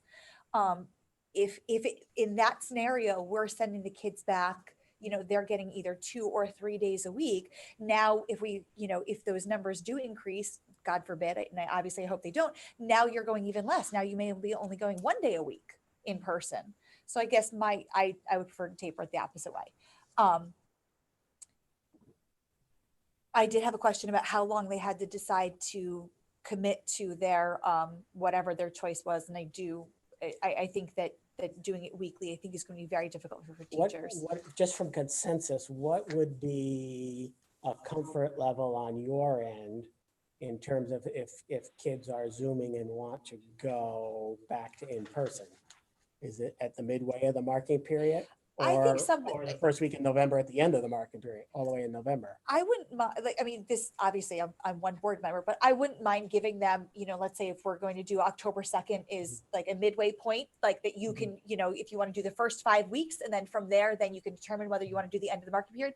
I don't think that it needs to be an entire marking period, because I think that we also in July offered the fact that they would have some flexibility in returning. So I do think that we have to work with parents on that. But I also very much agree that, I also don't want it to be 1 day of, a bad experience that, now, kids you're coming and going, and, and in fairness to those kids that are in the classroom also, if last week they didn't have to wear a mask, now they have to wear a mask all day, that has ramifications for our special needs students as well. Which brings me to my next point. So we have, and I could be wrong, but I believe at the last, when we did our budget, we have 800 identified special needs students in the district. Mhm. So I understand that this is going to be on an individual basis. And I'm not saying that I disagree with the fact that, of offering 5 days a week in person for those special needs students who need it, regardless of whether they're self-contained. But that in and of itself potentially could limit our ability to social distance. So when you have if that's just under a quarter of our population are identified as having special needs. So if Is that- those parents, what? Is that just the high school, the No. secondary? No, 800 800, kids in the whole district. right. Right. So I think there's the elementary are 400. already 500. They're Right, already Already but 5 days how a many week. are- Secondary self-contained are already coming. It's But- just a question of the secondary non-self-contained. So whether how they- many students does that involve? I don't know. Can we get that number? Because that does affect. Yeah. I mean, if that's close to 25% of those students, you're adding 25% of the students into the classroom right off the gamut before we do those AB days. So Yeah. that could potentially not allow us to then socially distance. So I guess my point is if the idea of us doing a hybrid schedule is so that those students do not have to wear masks and have the opportunity to be socially distanced 6 feet, we still cannot guarantee, even doing a hybrid day, that we're going to be able to socially distance. So That's correct. for So that that- reason, right. I'm Right. uncomfortable voting for something. If the point of voting for this is to be able to socially distance when we may not be able to actually socially distance those classrooms anyway. All we know is less kids will create more social distancing, more kids will create less, but there's no barometer. Right, agree. I also think that there may be students who may not have an IEP, may not be a special needs student, but what about a student who has mental health issues that needs to be in school 5 days a week? I mean, are we going to make any allowances potentially for those students? And I think that we may be opening a Pandora's box. What if we know that there's, let's be honest. I mean, there's kids that have been home through all of this, and those are the students that keep educators up at night. That you're worrying about what it's like for them in their house. And those are secondary students too. So I guess I'm not opposed to allowing and obviously individualizing for special education students, but I don't think it's a one size fits all model. And I think that we have to consider that there may be some other students that need 5 days a week as well. So I don't think that we should shut the door on that, but that opens up another Right. issue as far as, allowing some students to come, some not, but I think it's something that we certainly need to consider. No, not the last thing. The flow chart, sorry, I told you I had a whole page of notes that I took. In looking at the exclusion from work school flow chart, so I know at the last board meeting in July, you mentioned that the reason that we were not taking temperature checks is because less than 30% in less than 30% of cases is that an early symptom of COVID. And that the biggest factor in almost making sure, in it being definitive is the lack of smell or taste. So we, on our work school flow chart, if you have a lack of smell or taste, you still have to have another symptom before we would exclude you. I very strongly disagree with that. And I absolutely think that if a student wakes up or a staff member with a lack of taste or smell, that student should be staying home until they are tested. Yeah, and we've talked about the same thing because this is an IU 20 created document. Right. And we said, boy, lack of taste or smell is such a unique thing that very rarely happens. Yes. So it's a great telltale sign as a leading indicator. So we've even had conversations with the unions about this same kind of self-check in the morning before people come to work. And we've talked about fooling with this chart between now and opening day because we feel it should be tweaked as well. Okay, so that was, like I said, I definitely think that needs to be on if you have that, you should be staying home. My other thing is, and I know there's several districts across the state. So if the cafeteria is one of our sticking points as far as sending kids back 5 days a week, is there the ability, I know 990 hours for the year is 5.5 hours of instructional time. Is there the ability, like other districts are doing, of condensing the day and doing a grab and go lunch at the end of the day and eliminating the cafeteria for secondary students altogether? We did not look at that because we were looking at full day options with the idea that, such a high percentage of our kids participate in extracurricular activities that they wouldn't be leaving anyway, But what we decided to do is we told Justin, let's be prepared to do box lunches at least for the first month. And then let's pitch the tent out front, because it's really our high school is our biggest problem for lunches, because we have 6 lunch periods with 250 kids in each one. So that's a lot of kids sitting on top of each other at cafeteria tables, taking their mask off. That's if everybody comes. You know, So- that's 100. So so we're if looking at our- the opposite of take the lunch, use the picnic tables, use the red and black tables outside, and put a whole bunch of tables under the tent, because that's almost equidistant from the 9-10 calf and the 11-12 calf right out to that patch of grass in front of the wrestling room, to give us, in essence, a third cafeteria to reduce the So load. if we go back 5 days a week, K-12, the tent, at least for the beginning of the year, gives us the opportunity to socially distance all of our secondary students enough that they are 6 feet and can take off their masks. No, I don't think, we're still not gonna have enough. We don't think we're gonna have enough, even with the tent, we don't think we're gonna have, if everybody comes, they'll have to understand that they're probably gonna take, of course, we don't know what percentage is coming back, right? But it's likely that they're gonna have to take their mask off to eat and be within 6 feet of someone. So So they need to if, eat and move before the so 15 then minutes. would you consider condensing the day so that we didn't have to feed them in school Well, if they were all coming back? Well, the problem is, again, it's a long day. You know, it's now, they wouldn't be getting a box lunch until 1:30, 1:30, 1:45, under a 5.5 hour day. And then you don't know if it alleviates you or not. We haven't looked at that option. That would have been a good one to throw in the mix to consider, had it come up sooner. Well, why didn't it come up sooner? I know a couple of us did send that information to Corey. I know I sent it, Jessica probably mentioned it. So about the condensed Yeah. schedule. You know, we really we tried, again, along your lines of a 5-day schedule. Am I on? I'm sorry. Along the same lines, we tried to have a normal day as much as possible. We wanted to have normal day as much as possible, whether it's 50% or 100% of the kids, because we knew so many kids were going to stay for activities and clubs and things and teams. Of course, now the team thing could be up in the air. May I just interject that most restaurants in the area are putting up in their parking lots tents. Yeah. So maybe we need a second tent in the parking lot and have people put them in the back. We have room in the back now. In the past, we never had room back there. So but the there's- question is, do you have the staff for a second tent? Or a third tent? We're getting creative now on how to find staff, because we're trying to find these nooks and crannies. Even we talked about using on the elementary level, using the art room. If we're not using the art rooms for our instruction, is it a way to put it? But is it worth having to commit a body to, it's not an art room full of kids, it's an art room half full of kids. So is it worth losing an IA that could be somewhere larger to be in that art room when instead of 25 kids in there, it might be 12, So that's why we were looking at the hallways, the stage, a tent, things of that nature. You get a better bang for your buck with supervision, because they can supervise more than 12 kids, On the lunch note, is that not changing anything about what lunch historically looked like, and that's why it is so cumbersome? Are we trying to work like maybe a staggered lunch, or changing the way lunch looks by grade, do you know what I mean? Ways of getting creatives to lessen.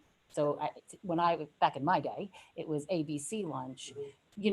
Is it a possibility to add different sections of lunch? I mean, nothing's going to look the same. Nothing's going to be perfect, but I think we can, stagger those times. I think that, if are we just looking at, okay, we're going to keep lunch the same as historically we've been? we still need, for 1,550 kids, we still need the same amount of supervision. It's a question of where are we going to hide kids so that they all don't have to be sitting on top of each other, in essence, is the thing. So by creating that, like the tent outside, in essence, gives you another cafeteria. So that's like adding more lunch periods in a sense.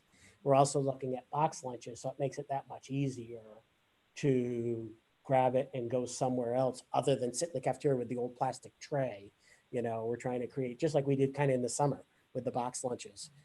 Obviously, it's more expensive and it creates more garbage, but I think it's something we have to do in order to be flexible in the fall. You don't want any lines. Right. Right. Okay, Right. I have one last question and then I promise that's it for right now. I know, so the K-5 students are getting their schedules or their tentative teacher schedule assignments on the 14th. What about secondary student schedules? When are they expected? And I mean, I know all of this is going to change. So I mean, is it going to be the 11th hour for them? We send all 7 schools, get that summer letter from the principals on the same day. So they're getting their schedules on that same day as well. So then we should probably change the slide that they're going to get there because the slide specifically says K-5 is getting them the 14th. Well, the parent letter, the summer parent letter goes home August 14th. Okay. Semicolon, K-5 assignments are tentative. We wanted, Mrs. McNeely said, can you please stress to that the K-5 may change? So everybody's getting their summer letter. They always get it on a Friday in August. It's Friday the 14th. this year. Okay. And you really won't have schedule changes. The only way we were going to have schedule changes is if we were going to go on an alternating day schedule on middle school, high school, we've had the administrators pour through every first period class, every second period class, all the way through 7th period to look for classes that were front of the alphabet heavy or back half of the alphabet heavy. Because if you don't want to go alternating schedule and then have 27 out of 29 kids be in the second half of the alphabet and all Sure. show up in algebra class. So they've identified all those classes. If you were to go with alternating, the next thing would be is to then start changing kids' schedules. Take this kid out of 6th period social, put them in second, do this, swap these kids before their schedules go home. If you vote to do the 5-day secondary schedule, then we don't have to do any of that. Just the schedules are the schedules. Well, I guess I would just say that I still think that might be worth doing because if we're tapering to in-person, then potentially an AB day, then you would still need to do that. So if we end up AB days in November because we have a spike because flu season, now we have all these kids that are, do you know what I mean? So I still think that would behoove us to do that regardless. And so I fully understand what you're saying. And I think that I'm sure that this is probably one of the most watched board meetings that we've ever had, because typically we have like 6 people that watch. So those parents that are watching this are going to see that PowerPoint presentation and know then that everybody is getting their schedule that day. But it does look like because of the semicolon, do you know what I'm saying? Because of the semicolon, it looks like it's only K-5 students that are getting that. So I would just, if you can just tweak that line, just so that everybody knows that that's when they can expect their schedule. And then I swear I'm done for now. Yeah, John, you could just give 1-word answers to this. It's quick. If you can hear me, can you hear me? Yeah, you guys can hear me? Yeah. All right, I'm not hearing John at all. John Bell. Dr. I can Bell. hear you. Okay, Dr. Bell. Can we do middle and high school 5 days a week with 6-foot distancing? No, right? I mean, theoretically, if the way the numbers play out, if the survey is true to form, then in most classes, we won't be able to. Some classes we will, Okay. we won't. Okay, so I'm going to take that as a no. What I've heard from Felicia's numbers, and certainly in line with Jessica, I'd like to do the 5 days, but we can't do it. That's what you're telling me, so I have to respect that. What worries me now is that if we're doing hybrid, as your recommendation states, I can go along with that when you tell me we can't do my way safely. What I can't go along with then is if we don't know the numbers on K-5 and they're already at 63%, then I can't go along with 5 days on K-5 either. I'd have to go hybrid. Because I know the parent is waiting for me to make a decision and I'm waiting for the parent to make a decision, which only leaves me with one decision, err on the side of caution. And I want to make sure that K-5 is got 6 feet distance. At 63%, they do. So the only way I could approve your plan would be as if we amended it to say that we can do 5 days a week K-5 if the population does not go above 63%. If it does, then we would have to go to hybrid. You know, I'm trying to come up with a plan that I can vote for. I understand you need a vote, but you understand where I'm coming from too. And all I'm hearing about is problems with population. So my answer to that problem with population would be K-5 go hybrid as well. And of course, obviously, special education and certain elements of CTE, we'll have to figure that out and do that 5 days because that's not an option for them. But that's where I'm at. I don't see that I don't see with the difference right now with the parent needing to know what I'm doing and I needing to know what the parent doing first. Somebody has to go first, and if we're to go first, that's the only way I can go first on the kindergarten to 5th grade. And I fully understand because I have lots of friends that teach kindergarten, 1st, 2nd grade up here, down there.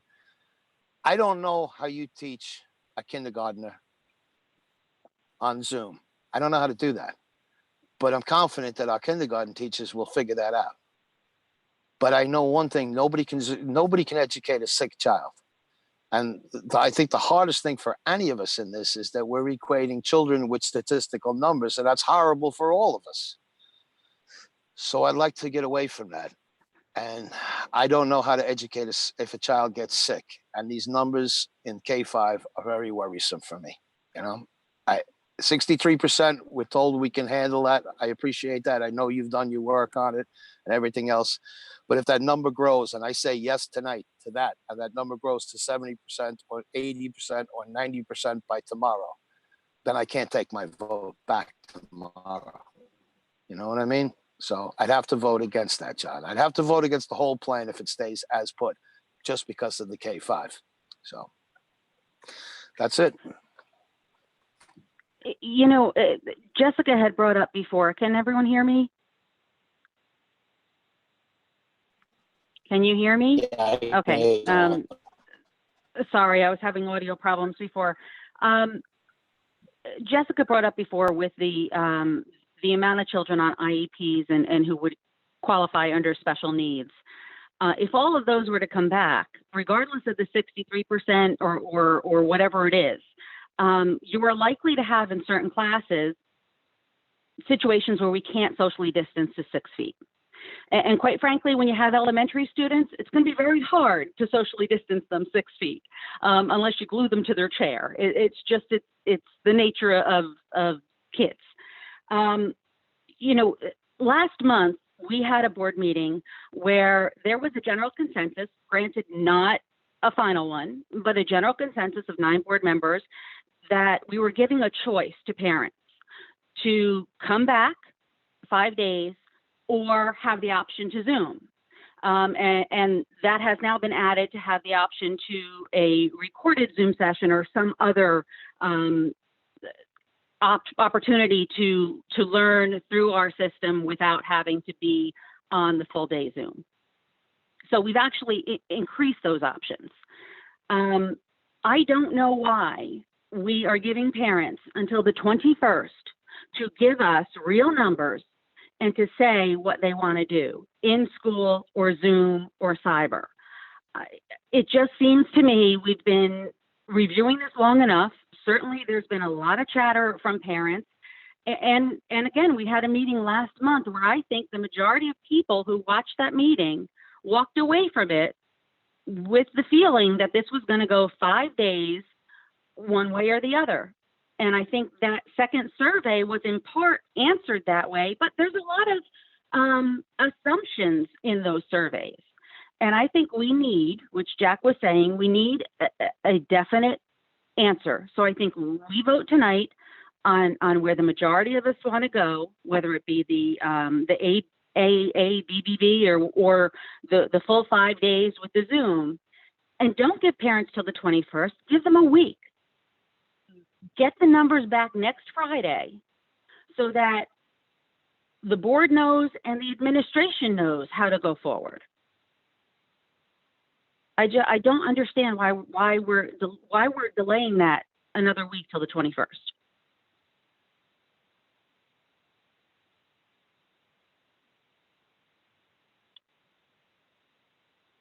John, if you're speaking, you're muted. I agree. I think that most of the parents, and listen to Facebook has been a buzz. Our chat last month was a buzz.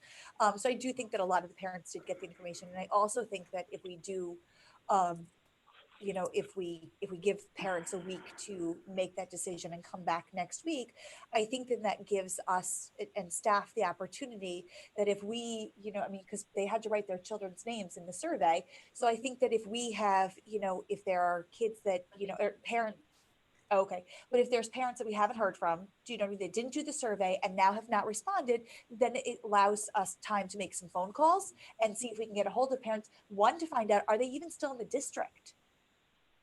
You know, some people may have had to move out of the district because of the pandemic, whether they had to stay with families or they didn't have stable housing, whatever the case may be. But I think that, you know, if we wait until the 21st, yes, we can assume that all of those extra students that we don't hear from are going, you know, back in person. But if there's a family that we haven't heard anything from, I think that we really should reach out to them and see if, you know, especially because I'm sure that some of those 1,400, 11,760, 1,100 parents that didn't respond. I'm sure that some of those are part of our vulnerable population. And I'm sure the building principals and the teachers know which of those that we really should reach out to in person. Well, we can certainly change the date in the PowerPoint and also change the date in the letter that goes out tomorrow. And then we can also do a Connect Ed call to alert everyone to know that there's a letter coming and that commitments have to be made by next Friday, the 14th. We're ready to do the letter. We've already done the envelopes with the labels and everything. Yeah, it'll be a busy week, but it'll give them a little welcome back to school flavor.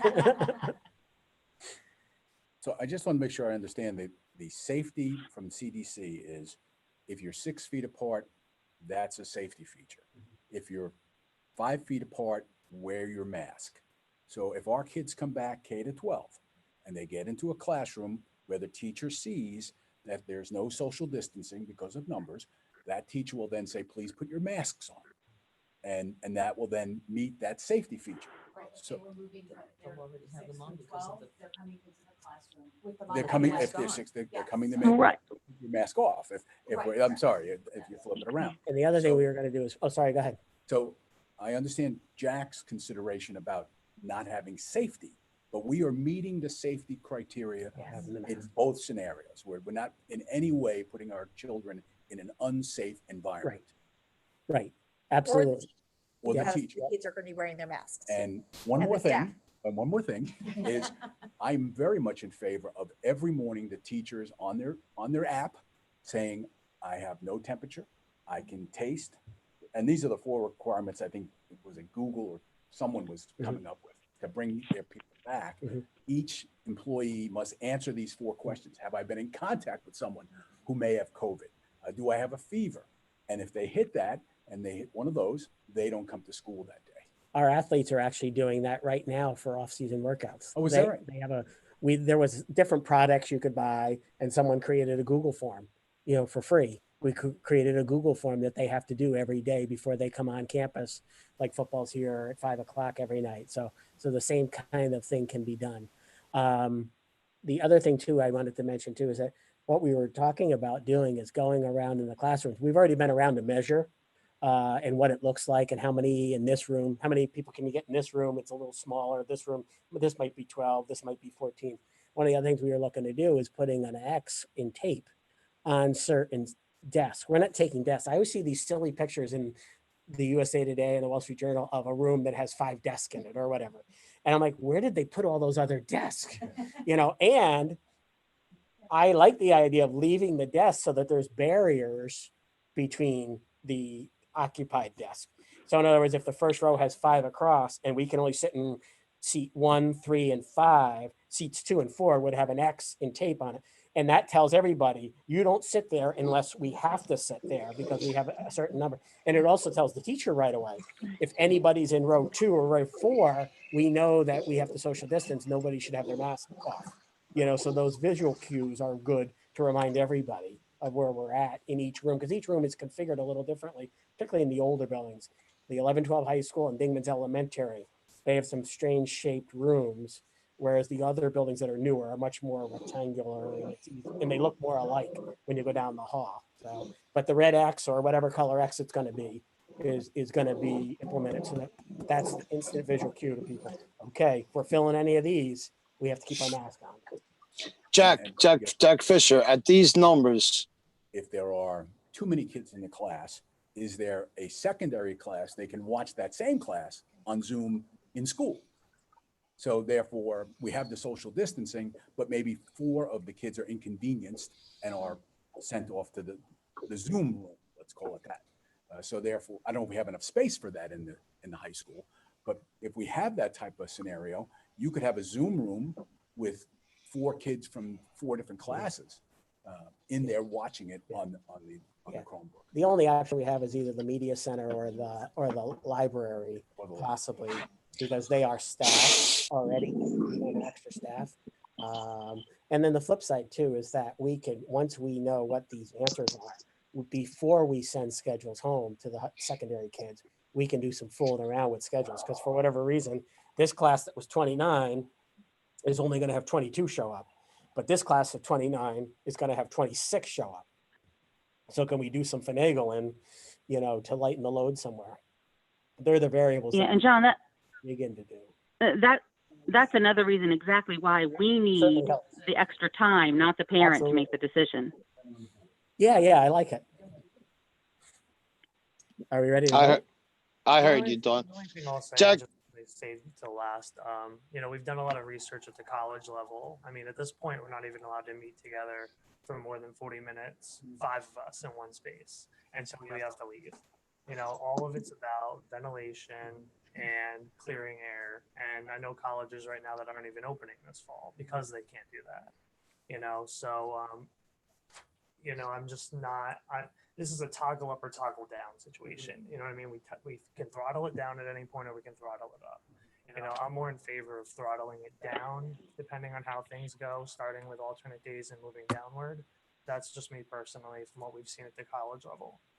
We're running only 20% of sections, for instance, on campus. And if the class, we've shut down 2 buildings on campus because we can't meet social distancing, even with masks on. So I know that there's a lot of Stanford's doing all outdoor classrooms. There's a ton of research out there on this, and I understand for the students and parents and all of that too. I mean, faculty and staff into the mix of all these. Masks, when you're in close confinement, isn't 100% barrier. You've seen people with socks on their heads, to be honest. And so that doesn't really help with the transmission at all. So at this point, I'd rather move to the throttle up, from my own personal opinion. But just throwing that out there for everybody. So at this point, Corey, I also wanted to add something. please, So sorry. you were almost the last person. sorry. We're discussing public education. And it is my opinion that if we have 90% or 100% of families who want to send their child back to school, we need to be ready. So I will appreciate getting the information so that you will know the numbers of how many are coming back. But I feel we have an obligation. If 90% or 100% of students want to come back, it is our obligation to be ready. So we need to know, if we had 90 students coming back, or 80 or 70, what is the cost factor? What are the needs? What is the needs assessment? And I don't have all of that information, but I'm still not ready to tell families who want to send their child back that they can't. And I just heard some very creative discussion here that I feel very good about. And that's what I want to hear. I want to hear what type of accommodations can be made. And I believe there are many accommodations that will come forth as we know where we're headed. Pam, I'd agree with you. Can anybody hear me? Am I on? It is the recommendation. I think Jack is trying What to, I'm gonna, sorry. I Yeah. didn't- Hello, am I in? Am I on? Can people hear me? You have, it says approval of the 2020-21 reopening of school plan. I mean, obviously there's a document attached to that and a recommendation, but I specifically didn't put anything in the approval language, so you can make what you want. So what we're gonna do is, the plan, they have a motion for the approval of the reopening plan, and then if somebody has a motion, or if somebody wants to make a motion. What for a is the specific- plan? Folks, you need to unmute yourself. then that motion must be- Corey, Can't hear. could I- It's like with our budget time. Get this up there so there are no mistakes. So whoever wants to make a motion for a specific plan, if that plan gets voted in, it gets voted in. If it gets voted down, it gets voted down, then we go on to the next plan. So whoever would like to make a motion for one of the options, Can I I would get like to in make a here? motion. can I get in Make here for a motion that second? we approve the plan for 5 days at the elementary level and hybrid at the secondary level. Is anybody hearing me or am I still out? Can anybody hear me here or am I Yep. still out? Yep, nope, you're here. I'm having like bad flashbacks from the last meeting. No, As- so there's a motion on the table from as- Rose. There's a As motion- Jack Fisher was saying earlier, and I just wanted to get this in because I There's a couldn't get it motion on in. the table. I agree with him as far as the safety, and I'm very good with 5 days a week at 63%. I just have no guarantee that it will stay at 63%. So I think we're safe at 63, but we're not safe at 63. You know, so I that's where I was at. Okay. All right, so there's a motion on the table right now by Rosemary for the K through 5 days a week, and then the alternate schedule for secondary, 6 through 12. Is there a second on that motion? I will second it with the understanding, we're talking about the recommendation that John made, the first. From the administration, correct? Understood. Like, I'll second that. All right.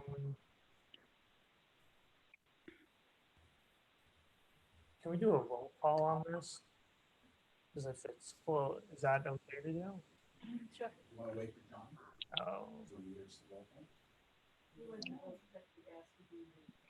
Oh, okay. Could I do a public service announcement oh, yes, please. while we're waiting to find out?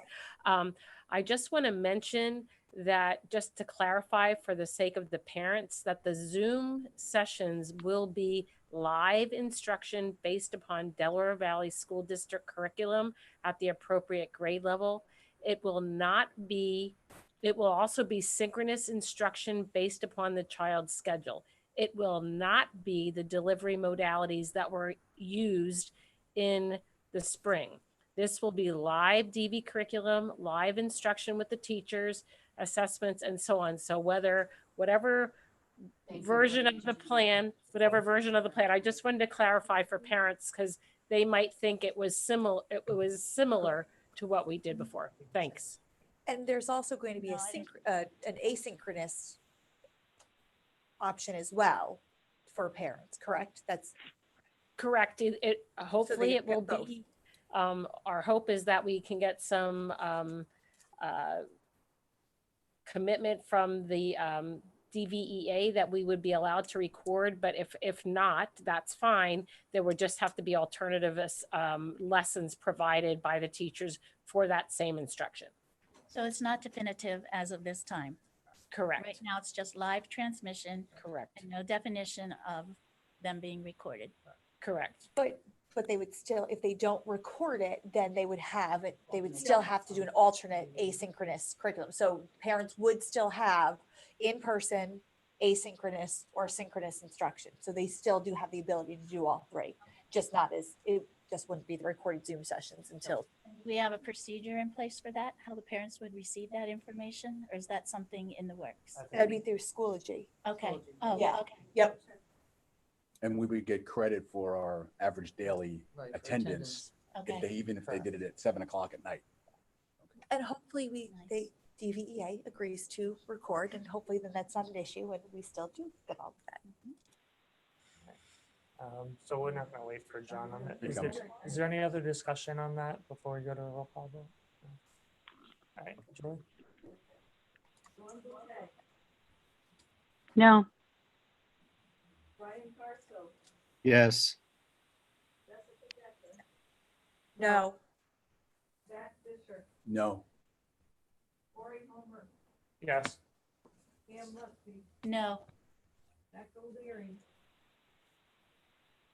No. No, No. Yes.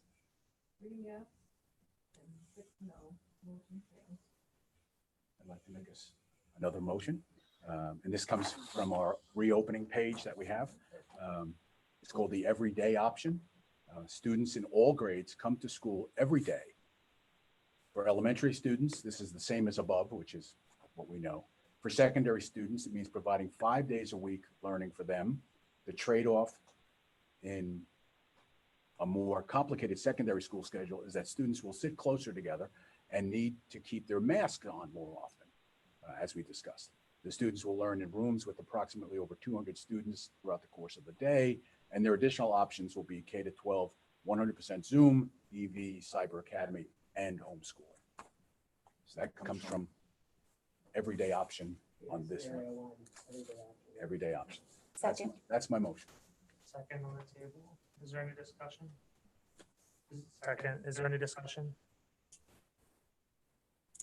If not, roll call, Julie, please. Yes. Oh, sorry. I think she said yes. Yes.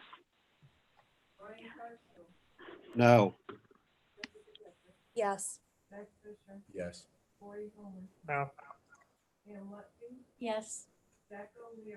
No. Yes. No, Yes. No, All right. Oh, perfect. Let's do the health and safety plan and then we'll go to the public under other business like we usually do. Are there any changes now? Yes. Oh,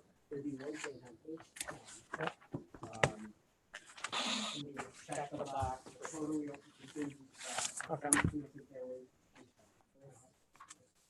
We would just change the one box on page 10.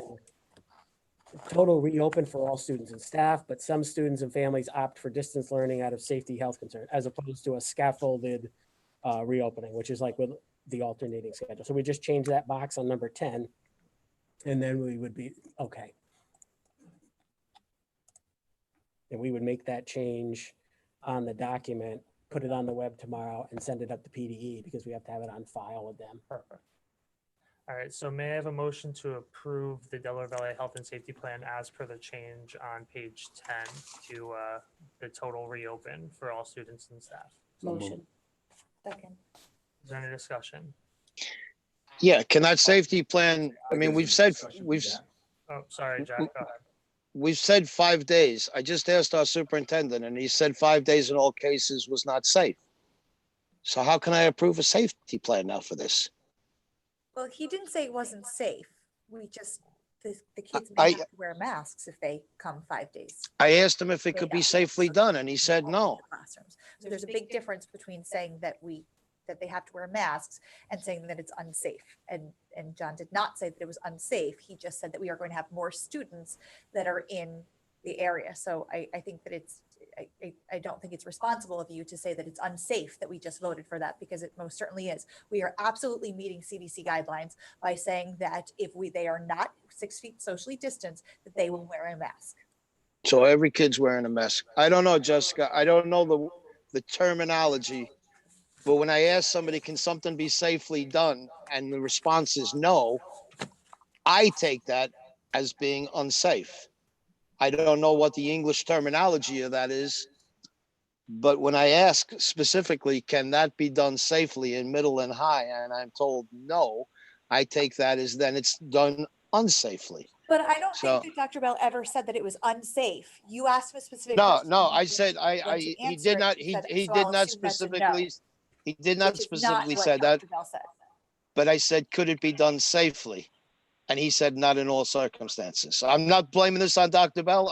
Dr. Bell, don't take this the wrong way. I'm not saying you said something wrong to me. I just asked the question and I was told not in all circumstances. I want it to be 6 feet, Jessica. I want them to be able to be 6 feet away. So if we're saying no, they can't be 6 feet away, And the health then and to me, that's not safe. And the health and safety plan is a little bit distinct. It's more distinct than the reopening plan of the school, correct? All right, I'll just go ahead and vote no on it. Go ahead. I don't want to hold you up. Oh, that's right. Yeah, the reopening plan is really, about disinfectants and what our precautions are cleaning, whether we're here a hybrid model or traditional 5 days a week. So is there any other discussion on that? So is it my understanding that this would be the same reopen? Go ahead. Is this the same health and safety plan that we would have voted for? Does anything about the last vote change the health and safety plan, John? Yeah, go ahead. Just literally the one box on page 10 to say that we're having a traditional opening, not a scaffolded opening. All the procedures, the cleaning, the disinfecting, the isolation of kids showing symptoms, all that stuff from the medical standpoint all stays the same. Except that they're now basically wearing masks at all times. Sorry, repeat that, Jack. Except now that they are basically wearing masks at all times because we cannot keep the 6 feet. But we Is don't that know correct? that yet. When we get the Okay. results of what the parent, how many parents actually commit to coming back, then we will be able to, well, Dr. Bell and the administration will be able to determine whether we can 6 foot socially distance and whether or not the kids can wear masks. So no, as of tonight, we don't have that answer, but that doesn't mean that none of our classrooms are going to be able to do that. And there will be discussion about additional accommodations based on the information we receive. Well, that has to be, Pam. That has to be. Absolutely. All right. Any other discussion? 1, 2, 3. Okay. All those in favor of the health and safety plan with the change on page 10 to move to a traditional reopening, a full reopening? All those in favor say aye. Aye. Any opposed? I am Yeah. opposed. I'm opposed. Sections, the motion carries. Jack is talking. I'm opposed as well as I think Brian said he was opposed. Correct. Okay. Got marked. Take that one. All right. Now with no other approvals, we'll move on to other business. First from the board before we go to the Ask Stevie email questions. Is there any other comments or discussion from the board? No? Oh. Anybody on Zoom? No? Okay. Don, if you could address the Ask Stevie questions, please. Sure, there were, I think 20 some emails. Some were just voicing their preference for which option. And some were asking specific questions about the particular kid. So we'll make sure that we get back to those people in the morning who had particular questions. What about my second grader if I want them to Zoom, stuff like that. There was quite a few about masks, concern about masks and the kids that may not wear masks because either a medical issue or because of a disability. They're the two exclusions that would allow kids to not wear a mask. So that has some people concerned. And then the other thing was, but it's the law, so we have to follow it. As long as they have the proper, the proper proof to not wear it. We'll also encourage those kids to consider wearing a face shield if at all possible, but we can't require that. And then the other question was there were several questions about compliance. And we talked about this the other day at our administrative level, that if a kid is supposed to be wearing a mask and refuses to wear it, basically they're insubordinate and they would be punished by the student handbook for insubordination, just like they would if they wouldn't follow directions for any other kind of thing. So we have a handbook accommodation to address it under an insubordination. There was also a question about our IT ability to handle the Zoom, which we've been working all summer on that with our network specialists. And one of the things we're going to do is we've ordered a bunch of hard wires to run wires from the teacher PC on the teacher desk to camera in the first row of the class, so that you don't have to rely on Wi-Fi of a Chromebook. Some places we can use a Chromebook and there's fine Wi-Fi, and we're looking at more access points to do that, but we're looking to hardwire in some places too. And speaking of that too, someone had asked, what does it look like? What does it look like if I'm Zooming from home? And really what it would look like if you're Zooming from home is it would look like you're sitting in the first row of the class. Because the camera is going to be situated in probably picture like the middle row, first row, middle aisle, and the camera would be facing the teaching wall, the smart board. So in essence, it would be, you wouldn't see any other kids because the camera's in the front of the room facing the smart board or whiteboard or whatever's in the room. The kids are off to the side and behind them. So it'd be like sitting in that front row center seat. That's what your view would be under Zoom. There was also a question about union representation. And we've talked to the unions on many, many occasions. And And both union presidents were dialed in tonight, and we're on the call on Zoom, not on YouTube, but on the private Zoom call with the board members. They're here with us tonight so that they could hear everything that was going on, because they need to be privy to what's going on with all conversations. And so they've been a big part of this. And not just the presidents too, they have good leadership in both unions that have helped us work through this, because this is uncharted territory. So we thank them for that. And then there's some other particular individual stuff again, and we'll get back to everybody in the morning. We give them direction of who they need to talk to about this particular thing or that particular question. So they know they're all basically saying, what do I do? Who do I talk to? Things of that nature. Okay. I think in terms of the union representation for the teachers, you know, allowing us to Zoom the classrooms is a big component of making this plan work. And there are plenty of groups that would never agree to that. So I do think that we need to thank, you know, the DVEA and the rest of the staff for agreeing to that, because that is a huge component of our, you know, of allowing parents to have a really phenomenal series of choices for their students for whatever will work for their families. But if it wasn't for the teachers agreeing to that, then that may not happen. So please, and I'm sure, you know, without taking, you know, speaking for everybody, I'm sure that everybody agrees to make sure that we thank them for agreeing to that. Well, it's a great point. We have great teachers, and, you know, they did great stuff. While we did have hiccups and certain people didn't do certain things, but for the most part, our teachers really did a phenomenal job in the spring. And now this is a whole new world. This won't look anything like spring. So those people who didn't have a great experience in the spring, Zooming will look very different, because, you know, for the most part, in most classes, you'll be able to see live instruction. That's not an easy thing to do in a cooking class or a ceramics class and some of those special electives, but in a traditional classroom setting, you know, Zoom, it's not as good as being there, but it's the next best thing. John, I'm very confused here. Maybe it's because of this transmission. But did we not just vote to go 5 days a week? Yeah, and a lot of our teachers did do Zoom, but not everybody in the spring. So that helps, because now we have a bunch of people coming back to work who are comfortable with it.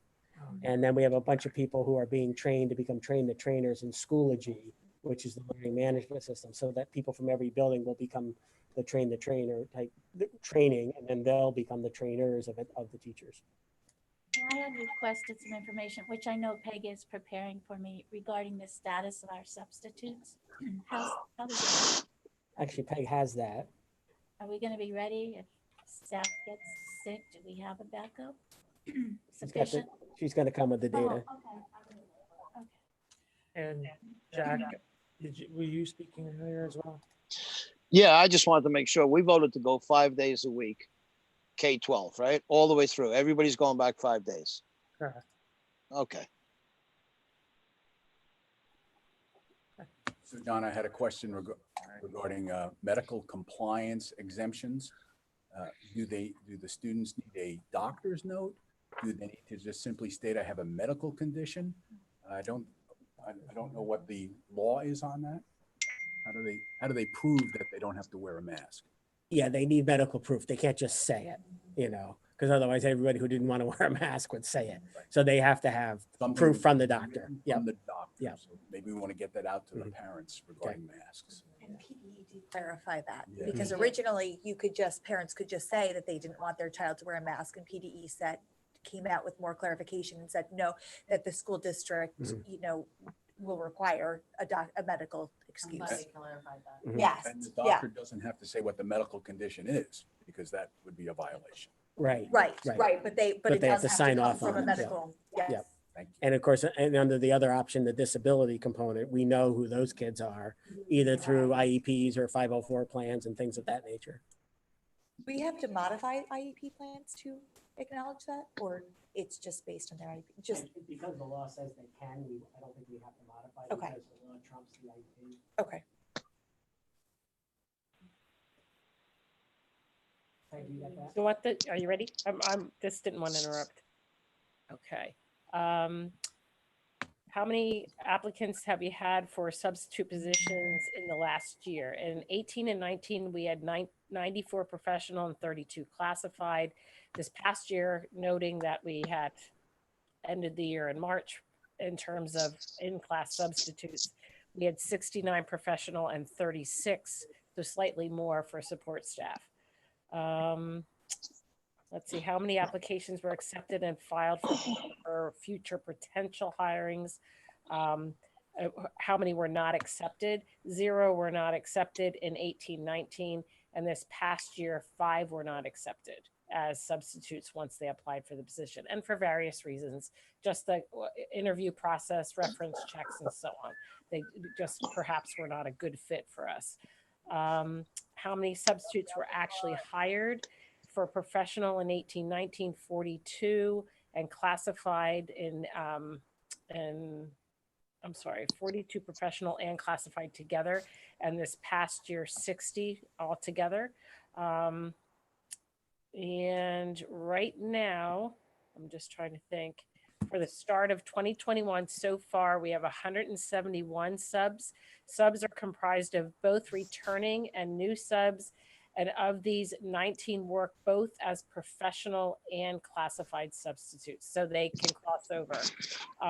Just so you know, in terms of, this is again a public service announcement for parents out there, that our substitutes for a professional position need to have a bachelor's degree, and then we can work them through the process. Obviously, we'd prefer professional substitutes that have a teaching certificate, but Dr. Pope and myself do an orientation with new subs both twice a year, generally in August, and we'll get that date out in the near future. And also we do it again in January for people that come on mid-year. But if you do not have a teaching certificate, we can apply for emergency certificates for people that are interested in being a substitute, but you must have a minimum of bachelor's degree. Yep. Thank you very much. And a shout out or a public service announcement for kids, college kids who might be home this semester because they might be doing online classes. If you're in a teacher ed program and have 60 credits or more, you are allowed, how many days can they sub? Is it 20? Do you remember? Or I forget. It's either 10 or 20. I believe it's 12. 12 days? Yeah. Okay, so it was neither one what I It said. might be. It was It might 12. be. But yeah, but so if there are kids that are home doing online classes and they have 60 or more credits undergrad already and they're in a teacher ed program, this was changed maybe about 2 years ago where they do allow them to come in as teaching subs. In the past, you had to have the bachelor's, but now, so just an option in case there's kids out there, or if you know any college kids out there who are future teachers, this is great experience for them. I also wonder if, I mean, listen, we've talked about this, the statewide substitute shortage, but I wonder if they perhaps, if other districts are facing the same thing, perhaps they waive the 12 days and allow those, like to, sub more. It's just a thought of. We're also pushing PDE to, there is a consortium from the states of Maine all the way to Virginia. And they say that we have reciprocity, but there's always some hoops that every state has some different things. And we're pushing PDE to at least give us a year of anybody who's certified in any of those states in that consortium to, if you have it in one state, you can come to Pennsylvania. So we're really, really pushing because, things are tough. Things are tough. The number of people going into teacher programs before the pandemic was off about 40% from the all-time high before the Great Recession of 2008. We're down 40% in terms of the number of people getting certified to teach in our state. We used to be a great outputter or producer of teachers that would go south. Now it's the opposite. We're not producing enough people. John, Quick clarification, I got the answer. It's 10 days. Yeah. John, Missed it. She texted me right away. Dr. Bell, can you hear me? Hello? Dr. Bell, can you hear me? Yep. Yep, we can. Okay. We're talking about substitutes and teachers not being here. If we have the teachers available on this Zoom meeting, and I'm not seeing them, I'm only seeing 9 of us, can we ask them how they feel about this, or if they have any trepidations or worries about this so that we can address these things? Or is that not done? Well, I think Lisa's on the phone and raising her hand. We said, okay, go ahead. Yeah. Dylan, can you unmute the DVEA? Thank you. Lisa and Kayla, if you can hear us, go ahead. Lisa and Kayla, if you can hear us, go ahead. There we go. Okay, go ahead. Take it news. Okay, you can hear us. Yep. I guess what we have to say is that we feel that you just voted not to follow the minimum CDC and PDE regulations. Delaware Valley has always gone above and beyond to take care of their children and their employees. And you're not doing that with the one that you just voted on. Teachers want to be in the classroom. I assure you, we want to teach your children. We want to keep them safe more than anything else. Safety is our first and primary thing, and we don't feel that you're doing that right here. The primary goal of the Delaware Valley Education Association is to continue keeping our children safe and providing a quality education. And as Lisa has said, we consistently go above and beyond the minimum. We never give the minimum at Delaware Valley. And unfortunately, having all of the students present, as Dr. Bell has indicated, means we cannot meet the social distancing guidelines. And we know, according to CDC, PDE, and Department of Health recommendations, it is best to social distance and wear your mask, as many people have already mentioned through this meeting. So it is a serious disappointment for the membership who is looking out for what is best for our students, because it is always our number one goal to make sure our students are safe. We never blink when asked to protect our students. We go through ALIS training to potentially protect our students. We go through intruder to potentially protect our students. We go through fire drills, weather drills, because safety is always the number one priority. And when our superintendent has recommended a plan, because that is the safest plan for our students to still provide a quality education, it is a disappointment that we do not follow that recommendation. A good leader will make difficult decisions and protect their students. And Lisa, Kayla, sorry, I was going to turn off the speaker.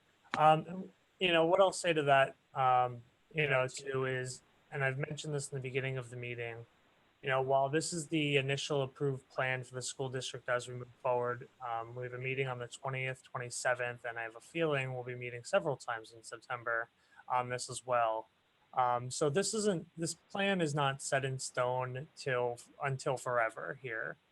You know, as more data becomes available to the board, because I think it was voiced tonight that many board members were still without certain data elements that we just didn't have access to, you know, to vote on. It was either a tit for tat, you know, vote without the data and then get the data. So with that being said, just have comfort in knowing that this isn't set in stone forever necessarily.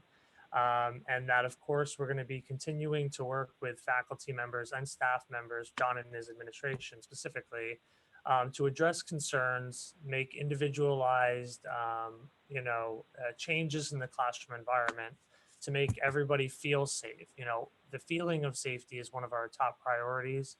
And we're very confident that John and his administration will continue to work with each and every one of you to do so. But with that being said, let me put my speaker back on. So, but I appreciate the feedback this evening. I appreciate that. Thanks.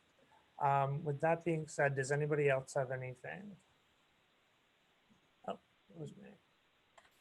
What's this latest with the cyber reform? I have no good news for you on cyber.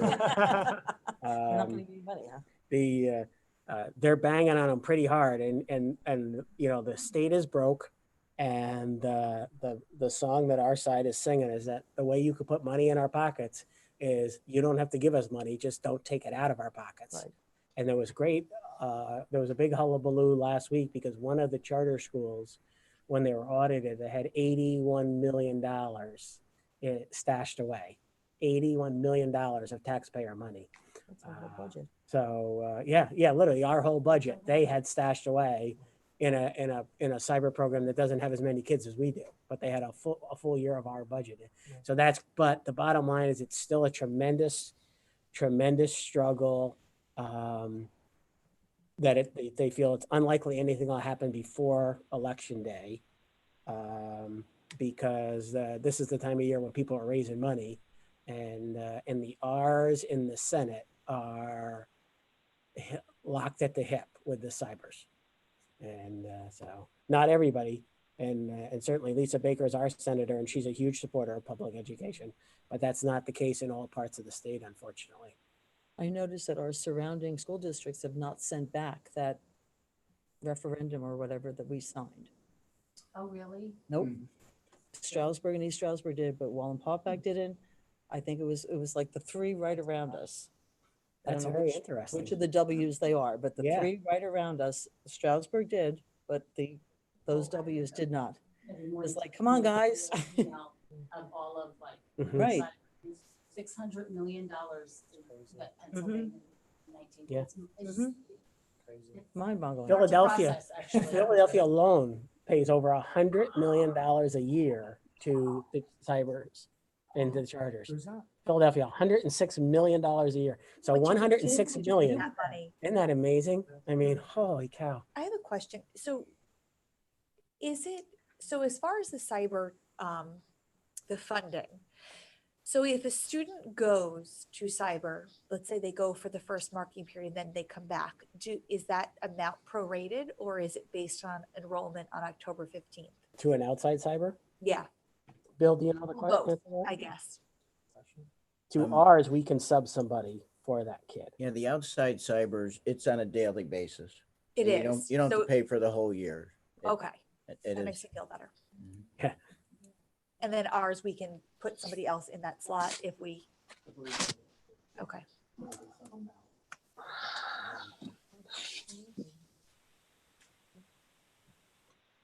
All right. I'll move on to announcements now for the meeting schedule. The next regular meeting will be held August 20th, 2020, 7 p.m. In a somewhat hybrid fashion, I'd again imagine, with the Zoom or in person here. And then we will be, I'll put it on now. They're going to be holding a special board meeting August 27th at 7 p.m. Again, in a hybrid fashion, Zoom and face-to-face at 7 p.m. To discuss reopening and things along those lines. So may I Corey. have a motion to adjourn the meeting? Corey, can I jump in? Can you hear me? Sorry, Jack. Sorry, John Jack. Bell, Dr. Bell, can you hear me? No, I can't hear you. No, Okay, go ahead. Listen, you know how you and myself always get misquoted and stuff. And mistakenly somebody mistakes you for me, which is we can't place each other. Anyway, Dr. Bell, I asked you a legitimate question and I feel you gave me a very legitimate answer. Okay, so if Wayne, if you're watching, there's no stress between me and John Bell. Okay, so I thank you, John, for your answer. I asked you a legitimate question, you gave me a legitimate answer, and I appreciate that. Okay, Corey, it's all yours. All right. So we have a motion. Do we have a second to adjourn the meeting? Second. Jack Fisher. Yep, Jack and Jack. All right. All those in favor, is there any discussion? Sorry. All right. All those in favor say aye. Aye. Any opposed? Hearing no objections, the motion carries and the meeting is adjourned. Thank you, everyone. Good night. Good night, all.